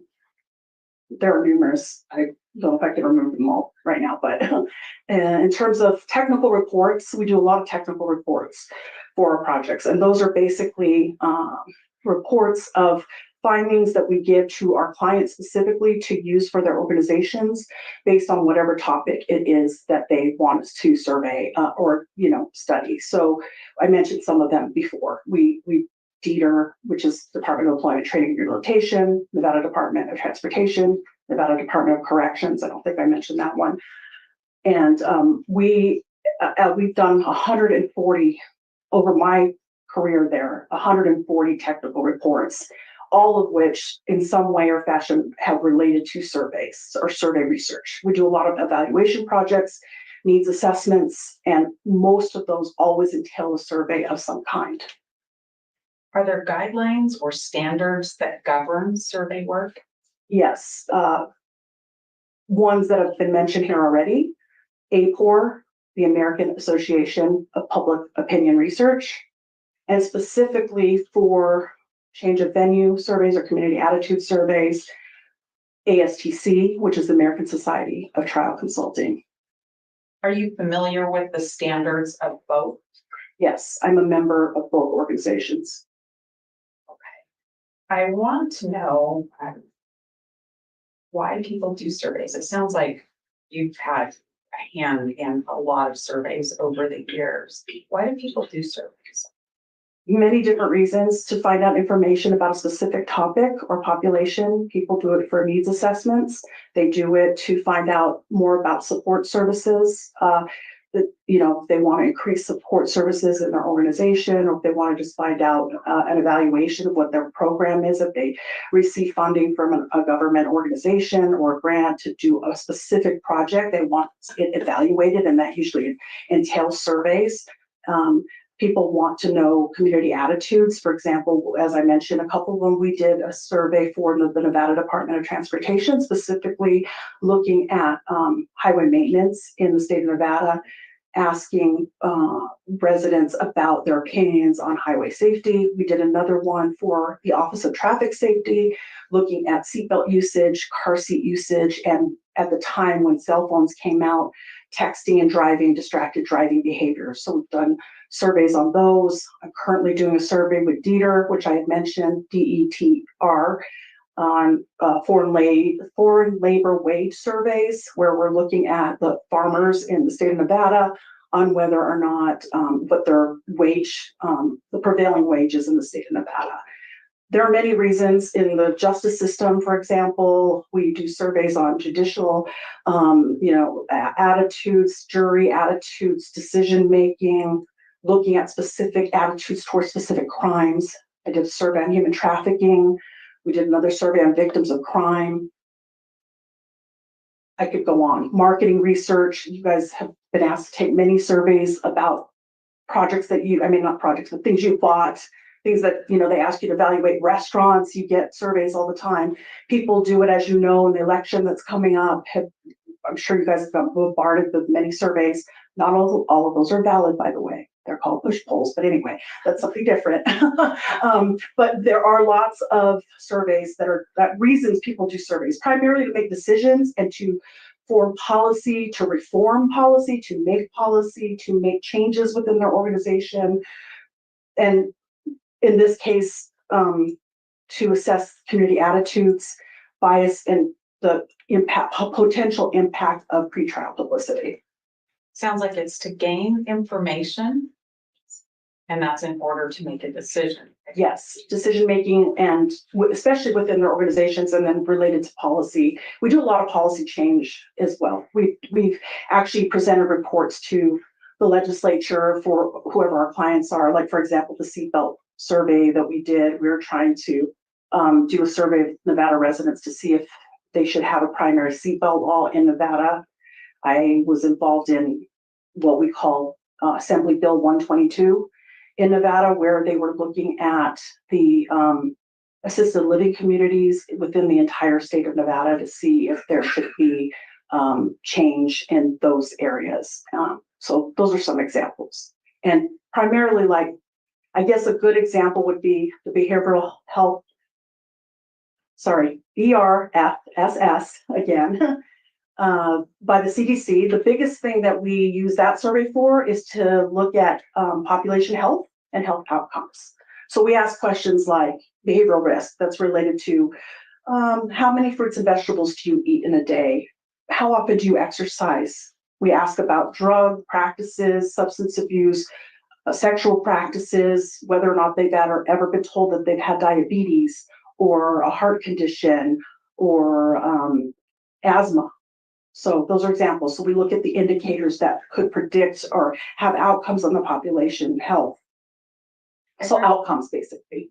I heard you mention community attitude surveys. Are you familiar with those? Yes, I mentioned a couple of the examples that we have done community attitudes on. And that's basically measuring attitudes of the community on a specific target population on specific measures of interest. Did you have an occasion to review the community attitude survey that Dr. Edelman conducted? Yes, relating to venue issues? Yes, I did. Excuse me.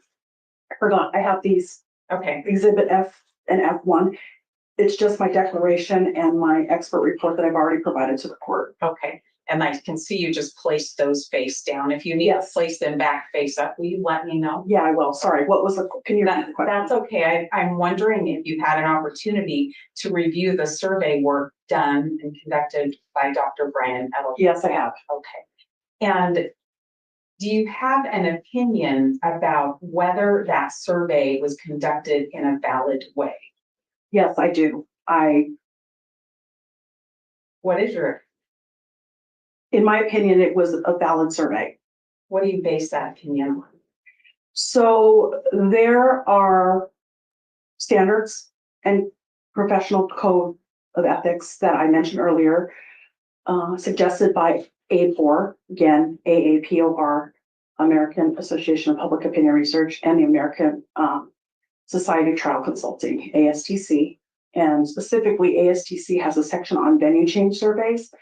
And there are many things that can go into a survey to determine its validity and reliability. I guess I should talk about that before I go into that. When you're talking about scientific reliability, by the way, it's very different than evidentiary reliability.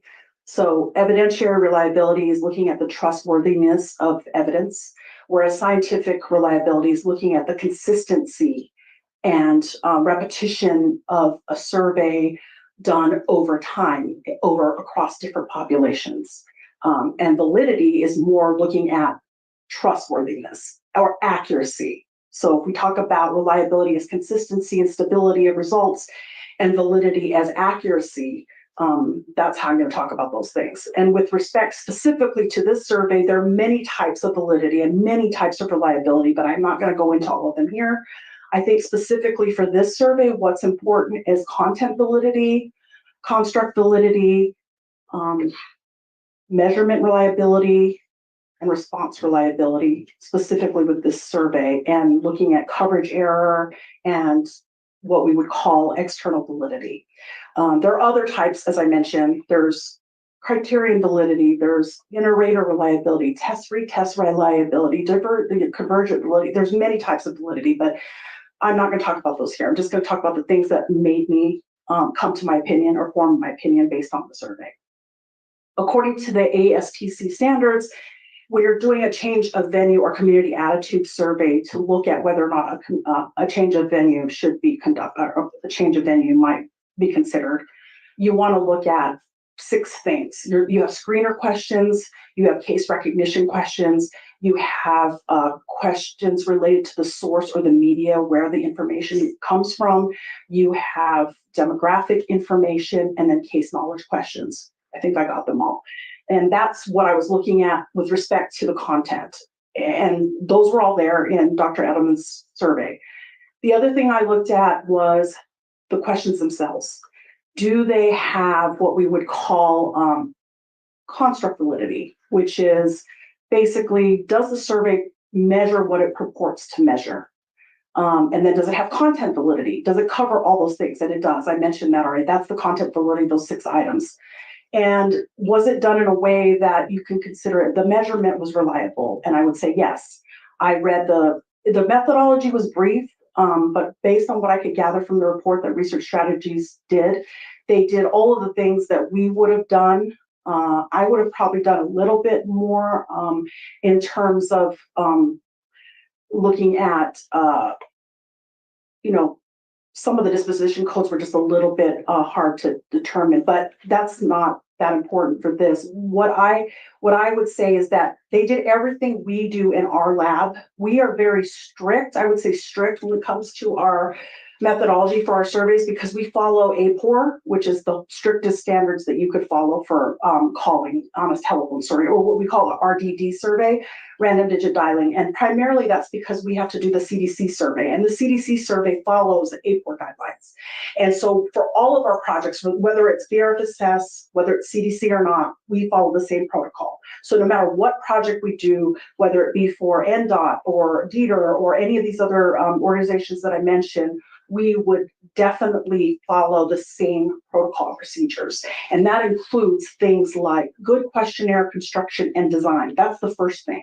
In order to combat what we would call non-response bias, the first thing you look at is questionnaire design. Are the questions written in a way that would get the responses that you need? Do they have content validity? Are the questions valid? And by that, I mean, we look at things like question order. We look at the whether they're leading, whether they're loaded, whether they're double barreled, whether there's many things we look at. So I looked at that. And then we also look at how the survey was sampled. And according to Research Strategies, they did use a random digit sampling frame. And by that means they probably, I don't have all the details. I'm just going based on my opinion, my experience. What we do for our surveys is we order our sample from a sampling company, and we get replicates of phone numbers. And what that means is we get them in blocks of like 30, for example, and you would call your replicates of 30 phone numbers until completion. And that's to make sure that you are not biasing your sample. So you don't want to call, here's an example. If you get 20,000 phone numbers, you don't want to call all 20,000 phone numbers just once. That's not how it works, because you're only getting those people that answer the phone on the first ring. So that's biasing. Also, you're reducing your response rate by doing that. So what we do is we call them in blocks of numbers, and we call them several times. From my understanding, they called them 4 times. Research Strategies is they called them once, if they didn't get a hold of them, they called 3 more times, they did callbacks. That's also proper protocol. We like to call our surveys at least 3 times during 3 different time periods, either the morning, afternoon, and evening. We also like to call them during the day and on the weekends. My survey lab that I run is open 7 days a week, and every single holiday except for Christmas, Thanksgiving, and believe it or not, Super Bowl Sunday. It's the other American holiday, apparently. Anyway, people get mad when you call them on Super Bowl Sunday versus Father's Day, Mother's Day, and Easter, believe it or not. But anyway, so we call these numbers at different times. And from what I could tell, they did follow-ups, they did different call timing, they did callbacks, they did the replicates, they used both cell phone and landline. It is customary practice now when you're looking at coverage validity, you want to get more you want to make sure you're getting the population that you're interested in. And now so many people have cell phones.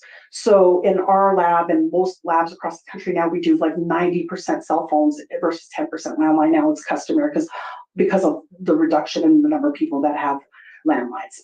Anyway, those are some of the things that I looked at, and whether the questions themselves, like I said, were valid in terms of what they were being asked. It sounds like Did I answer the question? you had a really Okay. thorough look Okay, before you had your opinion as to whether the survey was valid. yes. Do you have an opinion about whether it was reliable? Yes, in terms of measurement reliability, which includes things like, if you are an interviewer and you are asking questions, it could be biasing if you're not trained properly. And the mode of survey that you're doing for change of venue surveys, the typical mode is RDD surveys, which is phone surveys versus paper or in person.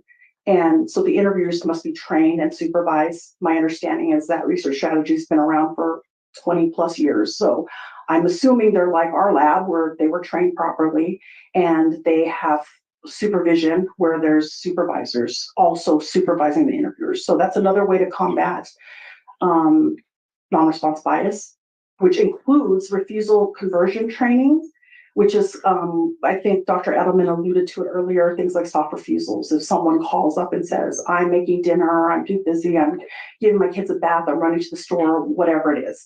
We train the interviewers on how to handle those situations so that we don't get only the first person that answers the phone or only those people that are saying that they're busy. So that's all part of the training to make sure that we get at non-response. Right. I think that you have answered my questions really well, and based on, just to sum it up, based on your look at the work done by Dr. Edelman with this survey, your opinion is that it's a valid survey. Yes, basically it's what I would have done or what we would have done in our survey lab. Thank you. I don't have any other questions right now, but hang on, prosecutor. Okay, thank you. Thank you.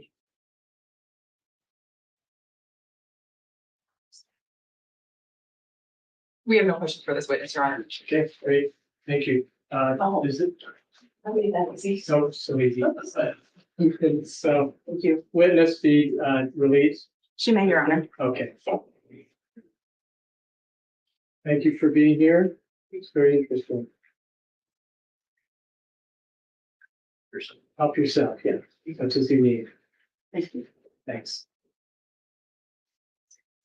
All right, Fit for witnesses, Your Honor. no more witnesses. Okay, any witnesses? None from the state, Your Honor.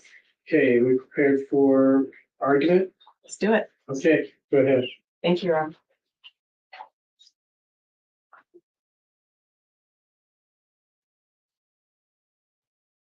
Your Honor, the decision to change venue rests on what you've heard today and the court's determination that there's a reasonable likelihood that all of the media coverage has impacted the impartiality of a Latah County jury. That comes from Paul and Shepard. Your Honor, it's important to think of that standard in light of the Constitution of the United States and the state of Idaho. Mr. Kohberger has a constitutional right to a fair trial by an impartial jury. And to guarantee that, this court must change venue.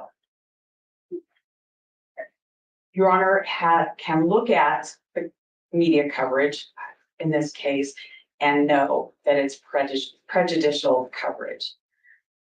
The amount of coverage is a huge amount of coverage. The kind of coverage is prejudicial coverage, and it's had an impact on the Latah County potential juror.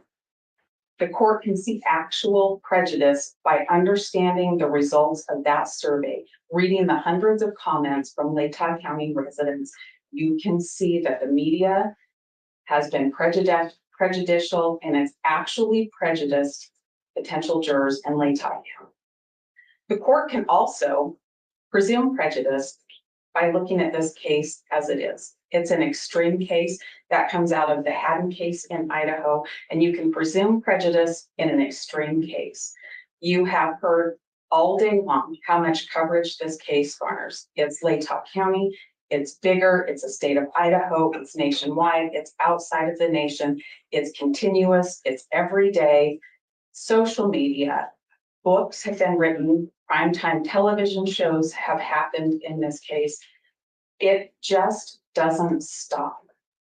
And you know that this is prejudicial coverage as well.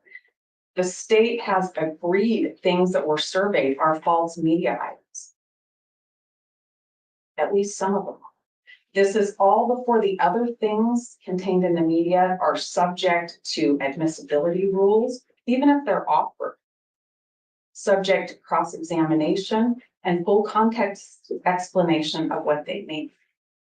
So you have this coverage that permeates the community. Bigger than the community, the state, bigger than the state, the nation, and this is an extreme case. The court should think about things that have happened in this courtroom too, when considering whether this is an extreme case and the amount of prejudice that exists. This court has issued courtroom rules to determine who can have a camera, where a camera can be.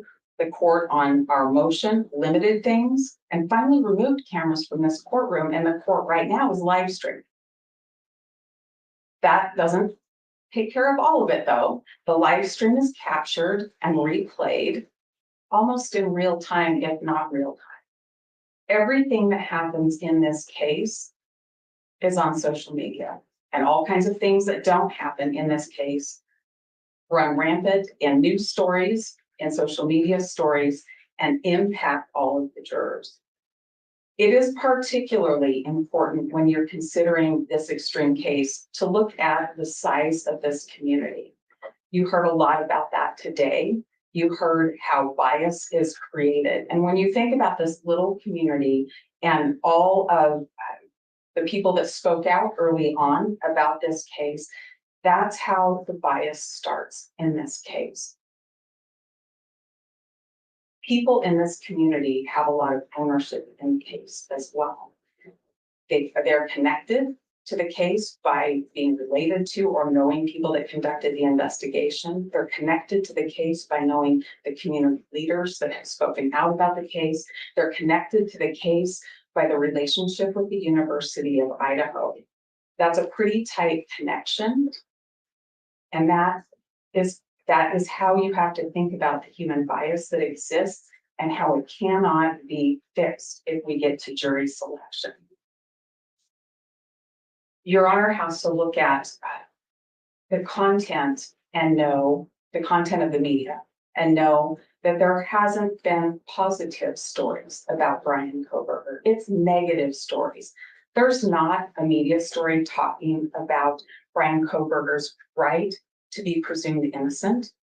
There's not a media story talking about Bryan Kohberger being loved by his family. Nobody's talking about the good grades he achieved all through his undergraduate career and graduate programs. Nobody's talking about the dog that he loves and helped train. It's all negative. It's false. It's misleading. It's stuff that's rumor and never coming into court.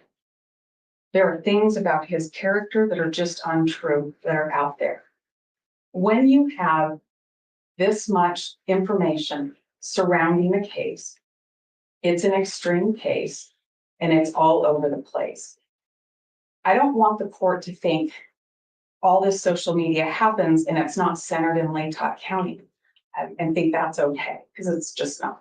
There's plenty that's centered in Latah County. I'm sure the court remembers where we started earlier today with the two pie charts that we were shown by Crusoe this morning. One talks about how big the coverage is in Latah County that projects into Latah County compared to how small of a piece of the pie of the whole population in Idaho that Latah County is. So that's a lot of coverage directed into Latah County, and that's the stuff. Those are the news stories, the nightly news that's coming into Latah County residents' TVs. That's their newspaper that they're going to get in the morning. But that's not all. Latah County has as much access to primetime news stories, as much access to Facebook groups, to different podcasts, to watch things on YouTube, to buy books containing misinformation. They have as much access to do that as anybody else. So you have to recognize how big the case is, how much coverage there is, and just how prejudicial the coverage is. You understand that, we understand that learning from Dr. L. O'Leary this morning, when she talked about bias. So having that as a backdrop and thinking about the survey results that we just talked about, you can see that there is a huge correlation to the few media items that could be tested and prejudgment of guilt for Mr. Kohberger. And those are people in Latah County. You can see the case connections that are bigger than the other counties, and they just don't go away. You also should be aware that the coverage doesn't drop off. It's not going to stop. It may peak and it may dip a little bit. It comes right back up. You can expect that will continue. We have a pretty good schedule of hearings coming up for pretrial motions. The court issued a scheduling order a couple of months ago. And so you can expect that the interest in the case is going to pop back up every single time we have one of those hearings. And that's a lot of media coverage, and people in Latah County are going to see it and read it, and they're going to continue with their opinions. So what do we do? What do we do about it? It's tough. It's really tough in Idaho. There is a lot of case recognition, and there's prejudgment in Idaho, but there's hope. When you look at the survey and you recognize that in other parts of this state, people don't recognize as many media items as they do in Latah County.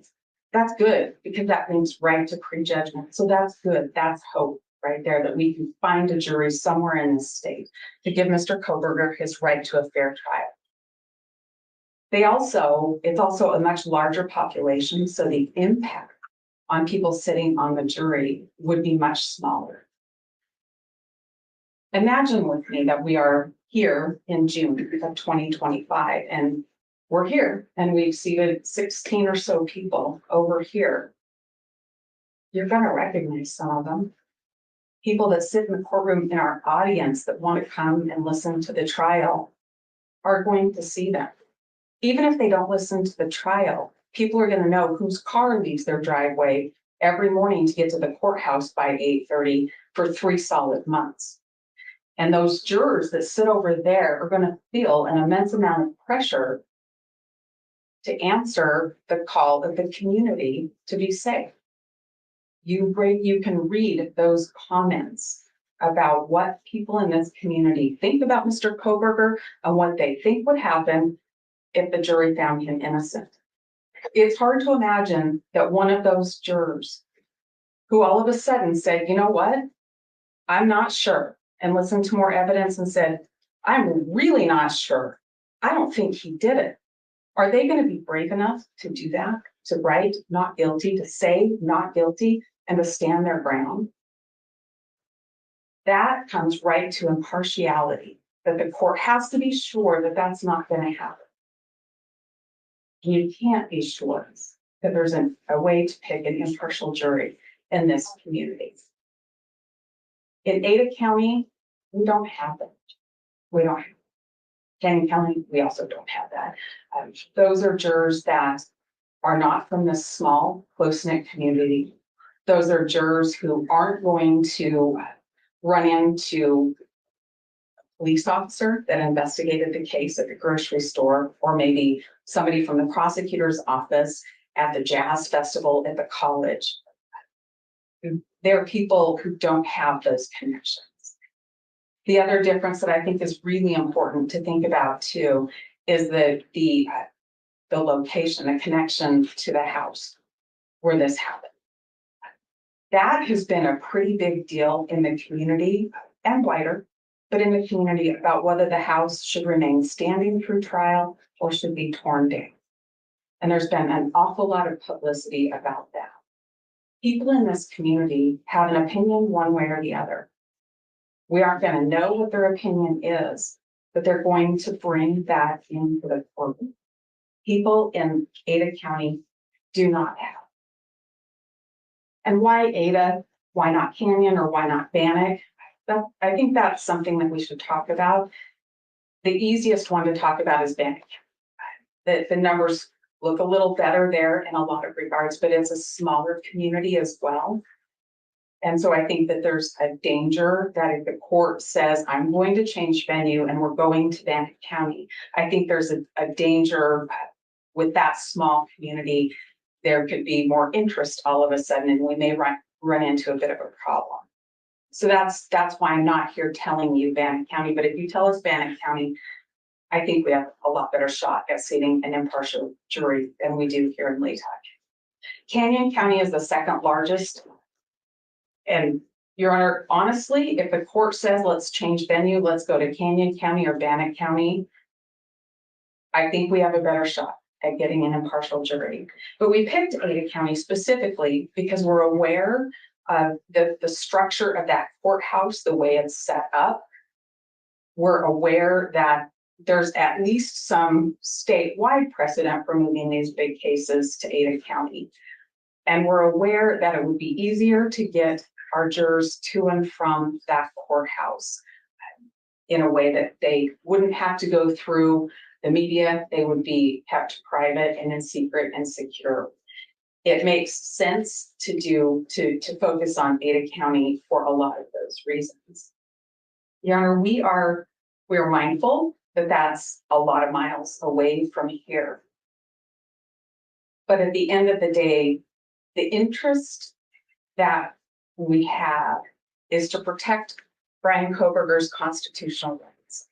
His right to a fair trial is as important as our right to free speech, our right to bear arms, our right to be free from unreasonable searches and seizures. And the right to a fair trial cannot happen in Laytock County. There is way too much media coverage. It is biased media coverage. It has impacted the potential juror, and it causes bias in the potential juror. This is a tiny little community, and this case needs to move where there's a chance to get jurors that haven't prejudged guilt of Mr. Kohberger and will have the ability to be anonymous and not known by everybody else in the community. The pressure to convict here is great, and it won't be in Ada County. The venue needs to be changed. Thank you, Ms. Taylor. Ms. Beatty? Thank you, Your Honor.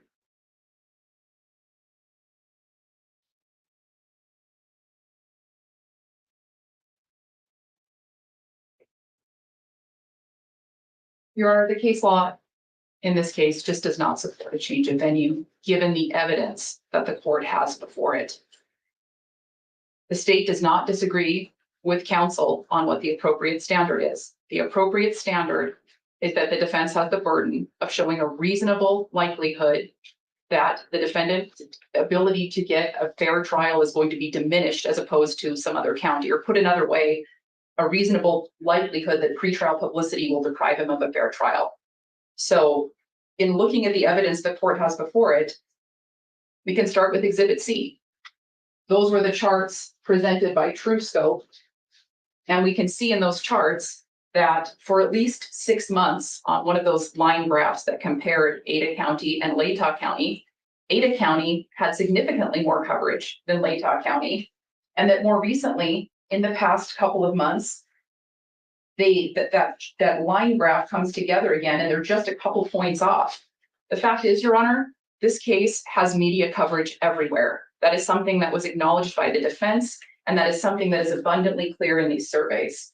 So looking to Exhibit C, comparing Laytock County and Ada County, it is clear that this could easily be a back and forth scenario where at some points Laytock County is higher and at other points Ada County is higher. And it almost looks like we may have recently been headed in that direction as recently as a few weeks ago. In looking at the survey numbers, Your Honor, I'd like to talk about what the numbers from the survey actually say. And I'd like to start by looking at defense exhibit F1, Dr. Dare. We don't dispute any of the testimony that she gave today. We don't dispute anything in her declaration. And one of the things in her declaration that she discussed was a 5% margin of error in surveys such as this, with 400 survey respondents in a population within the range of our population in Lake County and in the population of Ada County. So if we're talking about a 5% margin of error, according to the defendant's own expert, and we're looking at case exposure in Lake County of 98% and Ada County of 93%, those communities are within the margin of error. Looking at presumption of guilt among jurors who knew about the case, Lake County, 67%, Ada County, 68%, Canyon County, 69%, and Bannock County, 76%. Lake County, Ada County, and Canyon County are at best within the margin of error. And if these results are to be taken literally, Lake County has the lowest number of jurors who knew about the case who are going to presume Mr. Kohberger guilty.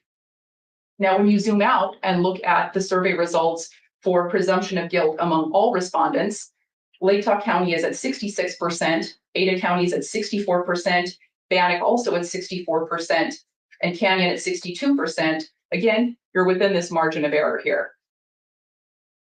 I would also point the court to the fact that jurors among the total sample size who had no opinion about this case, potential jurors, survey respondents, Lake County had the highest number of folks who reported having no opinion about this case at 17%. Ada County, 12%, Canyon, 13%, and Bannock at 9%.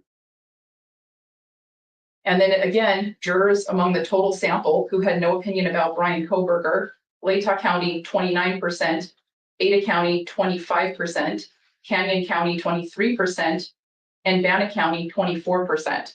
Again, we have the highest number of survey respondents in Lake County saying that they have no opinion about the defendant. When you zoom out, this is the big picture. These are the questions that matter. The question is, which community is the most likely to give Mr. Kohberger a fair trial?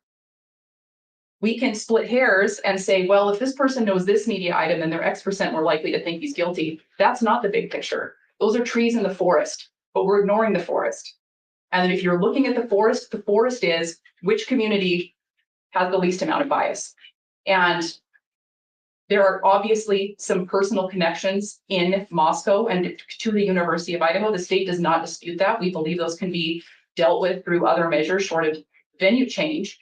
But when it comes to bias itself within a community, the court can take this entire 300+ page document of all of the survey responses and look at these surveys and see that the pervasive media coverage across the entire state has simply created some complications and difficulties.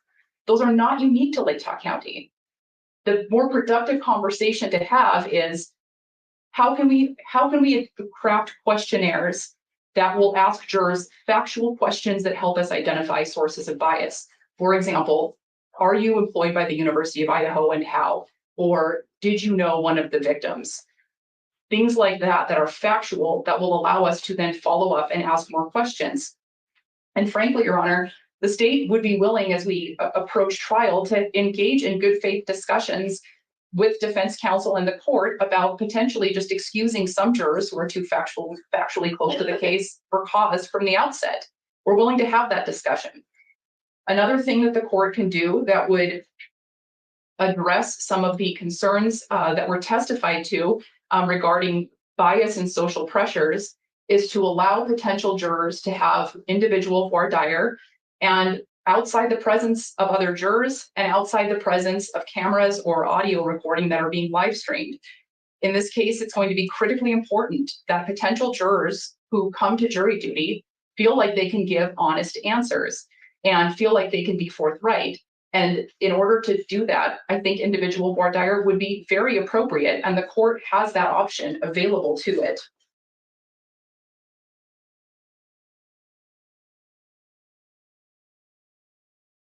I think another possibility that the court should consider, particularly after looking at Exhibit C and those line graphs where we're talking about peaks in media coverage, is sealing some potential hearings coming up. And the defense may not want to seal certain hearings for good reason. We're not asking the court at this point to seal all hearings going forward, but the state believes that there may be certain evidentiary hearings. For example, if the state files 404B notices or motions in limine related to the evidence, some of that information might be extremely prejudicial, and the state would agree to seal hearings where prejudicial information is going to come out in that hearing. And that too is a tool that the court has before it to alleviate some of those peaks in media coverage, because of course, part of the court's consideration is going to be the intensity of media coverage over the life of the case.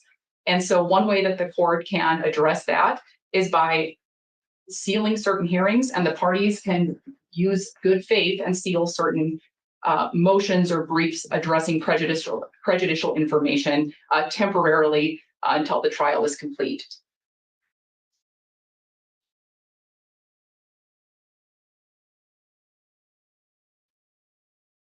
When we're talking about bias and individuals who come to court for jury selection, I think it's important to remember that we have to deal with what the law says. And what the law says is that voir dire and jury selection is the appropriate process for ferreting out bias.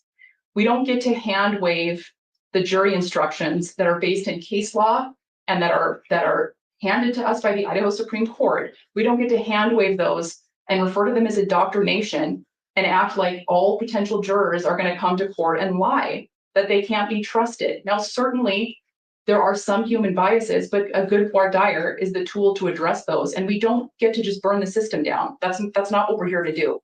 We have to use the voir dire process. I would also point out that when we're looking at, well, actually, Your Honor, let's talk about some numbers. Let's assume, we've heard a lot about the Daybell case. Let's assume that this court decides to summon 1,800 jurors. Let's assume that this court decides to seat a jury of 12 with 6 alternates, given that it's going to be a very long trial. If this court were to summons a jury of 1,800 jurors, which was the amount that was summoned in Ada County in Daybell, this court could just as easily summons 1,800 jurors in Latah County with a prospective jury pool of 32,000, as a court could summons 1,800 people in Ada County.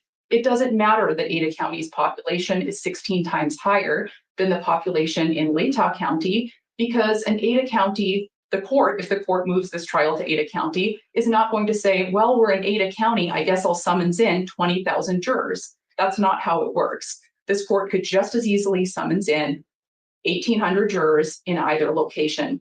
And if this court were to summons 1,800 jurors, only 1 in 100 would have to qualify to sit on a jury in order for this court to proceed to trial. So if you look at that 1,800 number and you look at some of the survey numbers, let's look at total prejudgment. Total prejudgment by total sample. 17% of Latah County jurors had no opinion on total prejudgment. That sounds low, but when you look at it out of a jury pool of 1,800, that's over 300 people walking into this courthouse with no opinion about the case. You look at the question, given what you have read, seen, or heard about this case, would Bryan Kohberger have a difficult time convincing you that he is not guilty of murder? 19% said no, 16% said no opinion. You add those up and you have over 600 jurors out of an 1,800 person jury pool who would answer that question in that way. What is your opinion of Bryan Kohberger?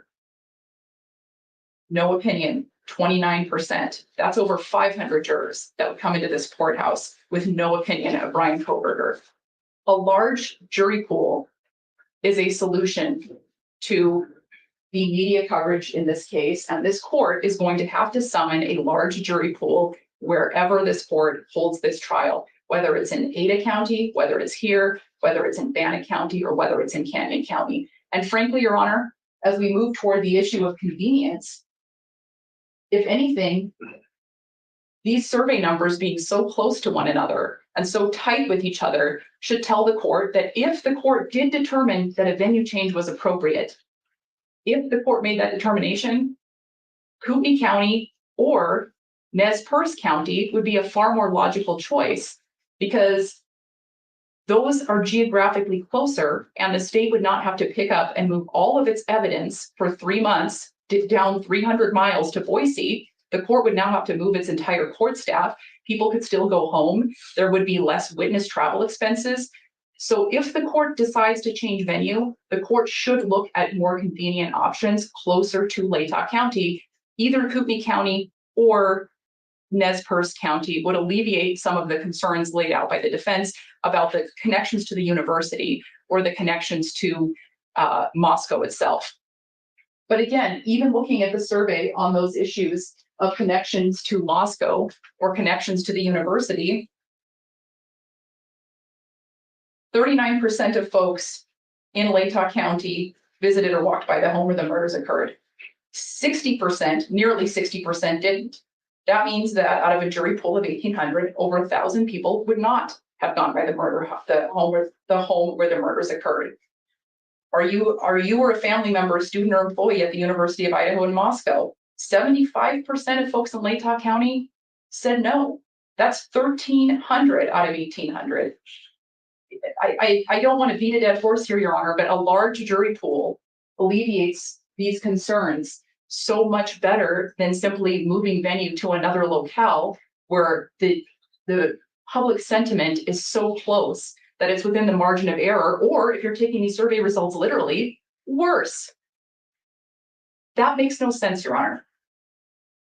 The other option that the court has available to it would be to bring in a jury pool from Nez Perce. Again, the state does not believe that a venue change is warranted given the evidence that the court has before it. But if the court were persuaded that a Latah County jury could not successfully be sat in this case, the court could bring in jurors from Nez Perce County. Lewiston is approximately 30 minutes away. It would certainly be a longer drive for them, but the court could deal with that in scheduling and make those accommodations. It has many months to prepare to do that. Moving to the convenience issue, I think it's important to note that Latah County is not a tiny little community. Latah County might be close-knit, but it is not a tiny little community. Latah County is one of the top 25% of most populated counties in the state of Idaho. It's 11th out of 44 counties in Idaho. There are 32,000, according to Dr. Edelman, jury-eligible citizens in Latah County. It is not so tiny that we could not summons in a jury of 1,800, a jury pool of 1,800 folks. Since the convenience argument focuses primarily on Ada County, that's what I'm going to address today. So starting with the size of courthouse and the ability to house parties and court staff, it's already built into the Latah County courthouse for the court to have a place to go, for the court's employees to have a place to go, for court staff, for the court staff attorney. All of that is built into the Latah County courthouse. Unlike moving to Ada County, where the courthouse would have to accommodate the court and all the court staff. Similarly, the prosecutor's office and their staff already built into the Latah County courthouse. No separate accommodations would be needed. The defense will have to have accommodations wherever they go, and certainly they are entitled to privacy and accommodations that will allow them to prepare for this extensive trial. They absolutely should have that. But they are going to have to find those accommodations regardless of where this trial is located, unless it does get moved to Kootenai County. And so keeping this trial in Latah County would be a lesser burden on the Latah County courthouse, in the sense that they would simply have to find accommodations for the defense team rather than finding accommodations for everyone. As to juror space and security, as well as the argument of overall security, it is true that the Ada County courthouse has a precedent of handling large trials. And it is true that Ada County does a very good job with that. But the reason Ada County does a very good job with handling these high-profile cases with security, with court staff, with organization, with getting jurors in and out in an organized fashion. The reason Ada County does a good job with that isn't because Ada County has a physically bigger courthouse. It's because Ada County has diligent, competent, and professional staff. And I have every reason to believe that with the 9 months we have until trial, that this court staff here and security could also have the time to prepare and make operation plans and all of the things that go into having a trial of this magnitude. I have no doubt that they can accomplish that with careful planning and preparation over the many months between now and trial.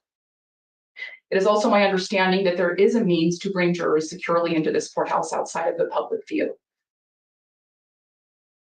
Moving on to the cost of travel expenses, council referenced the cost of transportation to and from the airport and correctly noted that the Spokane Airport is considerably further from the Latah County Courthouse than the Boise Airport is from the Ada County Courthouse. That's absolutely correct. However, the Lewiston Airport is a shorter drive, again, about 30 minutes, and does connect to some major airport hubs. That would be another option.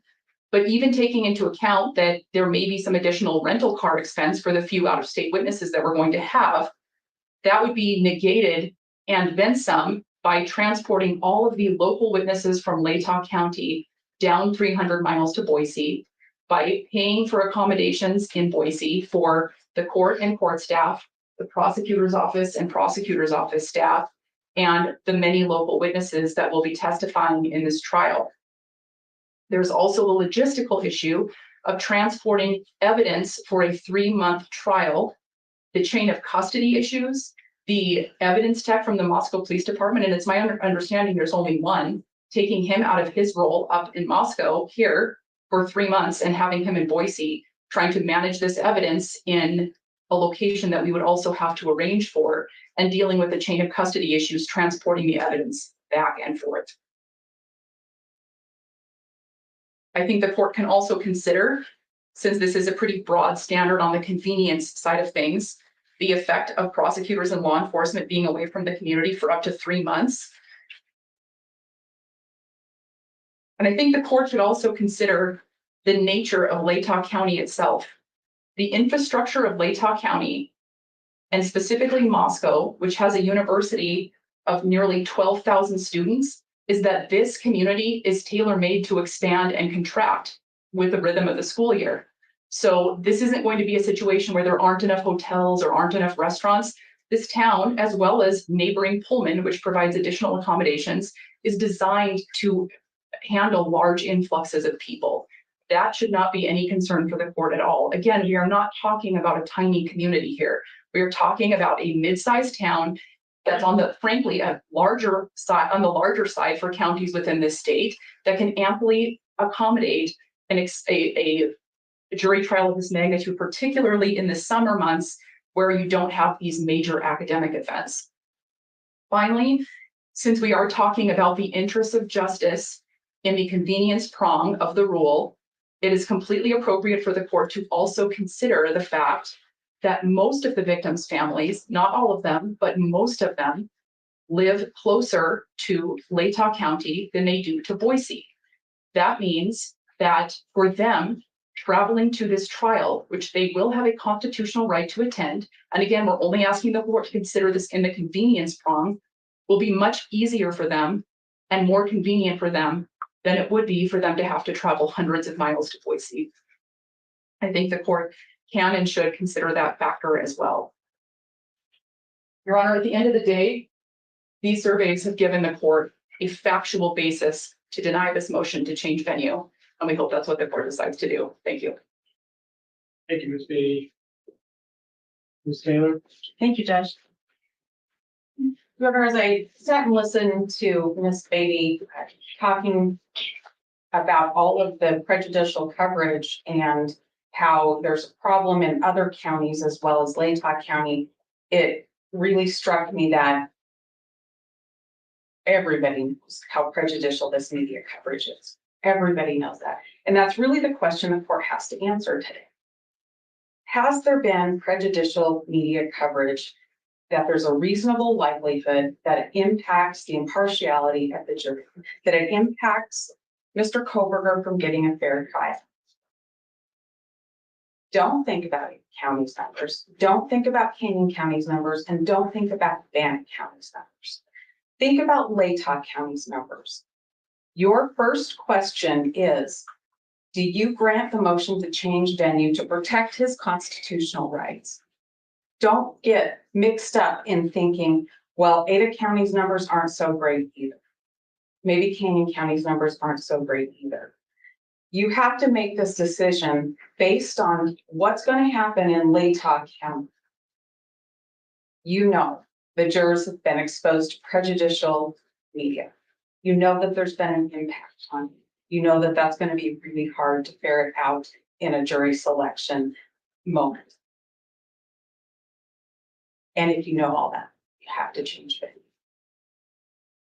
You can't just say, well, it's bad in Ada County too, so I won't change venue here. The question for the court is, in the county in which Mr. Kohberger is charged, can you seat a fair and impartial jury? And that answer is no, you cannot. The court then has to decide, what do we do? But answer the first question first. Answer the first question first. And don't be tempted to say, well, maybe we could go to Kootenai County, maybe we could go to Nez Perce County. We don't have any surveys on them. We don't have any information on them, except we know that Dr. Edelman pulled a couple hundred stories from the Lewiston Tribune and looking at the local media coverage because of the closeness of Moscow and Lewiston. And except that we know that people in Lewiston have the same nightly news as those in Moscow. And by the way, so does Kootenai County. KXLY that broadcasts all the stories on their nightly news, that happens at my house, it happens at Mr. Thompson's house, and it happens to somebody who's from Lewiston too. That's the same news. The difference is the newspapers, and the difference is the community connection and what that means in this case. So don't be tempted to go to another county we haven't surveyed. We've surveyed a lot of comparative counties. Stay in the place where your decision rests on what's going on here in Latah County. For sure, when we do get to jury trial, you should do individual court. For sure, we should do a jury questionnaire, and we should talk amongst all of us and try to figure out if we can excuse some jurors before they're ever brought in. They should never be on camera. We should try to keep them as anonymous as we can. Those are all things that we absolutely must do. I agree with that. To be the very most protective, you have to answer the first question. And that question is, we have to get this case out of Latah County. That's an important decision, and it's important to make now. We're 9 months from trial, and we need to have the venue issue settled. We need to be able to have our subpoenas out. We need to have our experts plan. We need to have time set aside. I've got my time set aside, but we need to have our experts be able to get tickets and reservations for hotels. Don't answer all the questions at once, Your Honor. Answer the first one first. And then think about where it's most reasonable to have the trial. Think about the differences in the communities. But answer the first question first. We can't have this trial here. There is no way Mr. Kohberger can get a fair and impartial jury.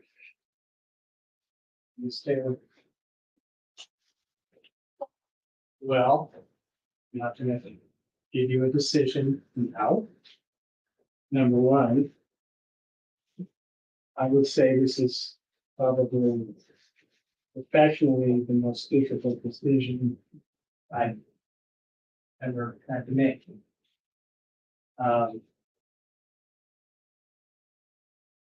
Both sides, okay, have made really solid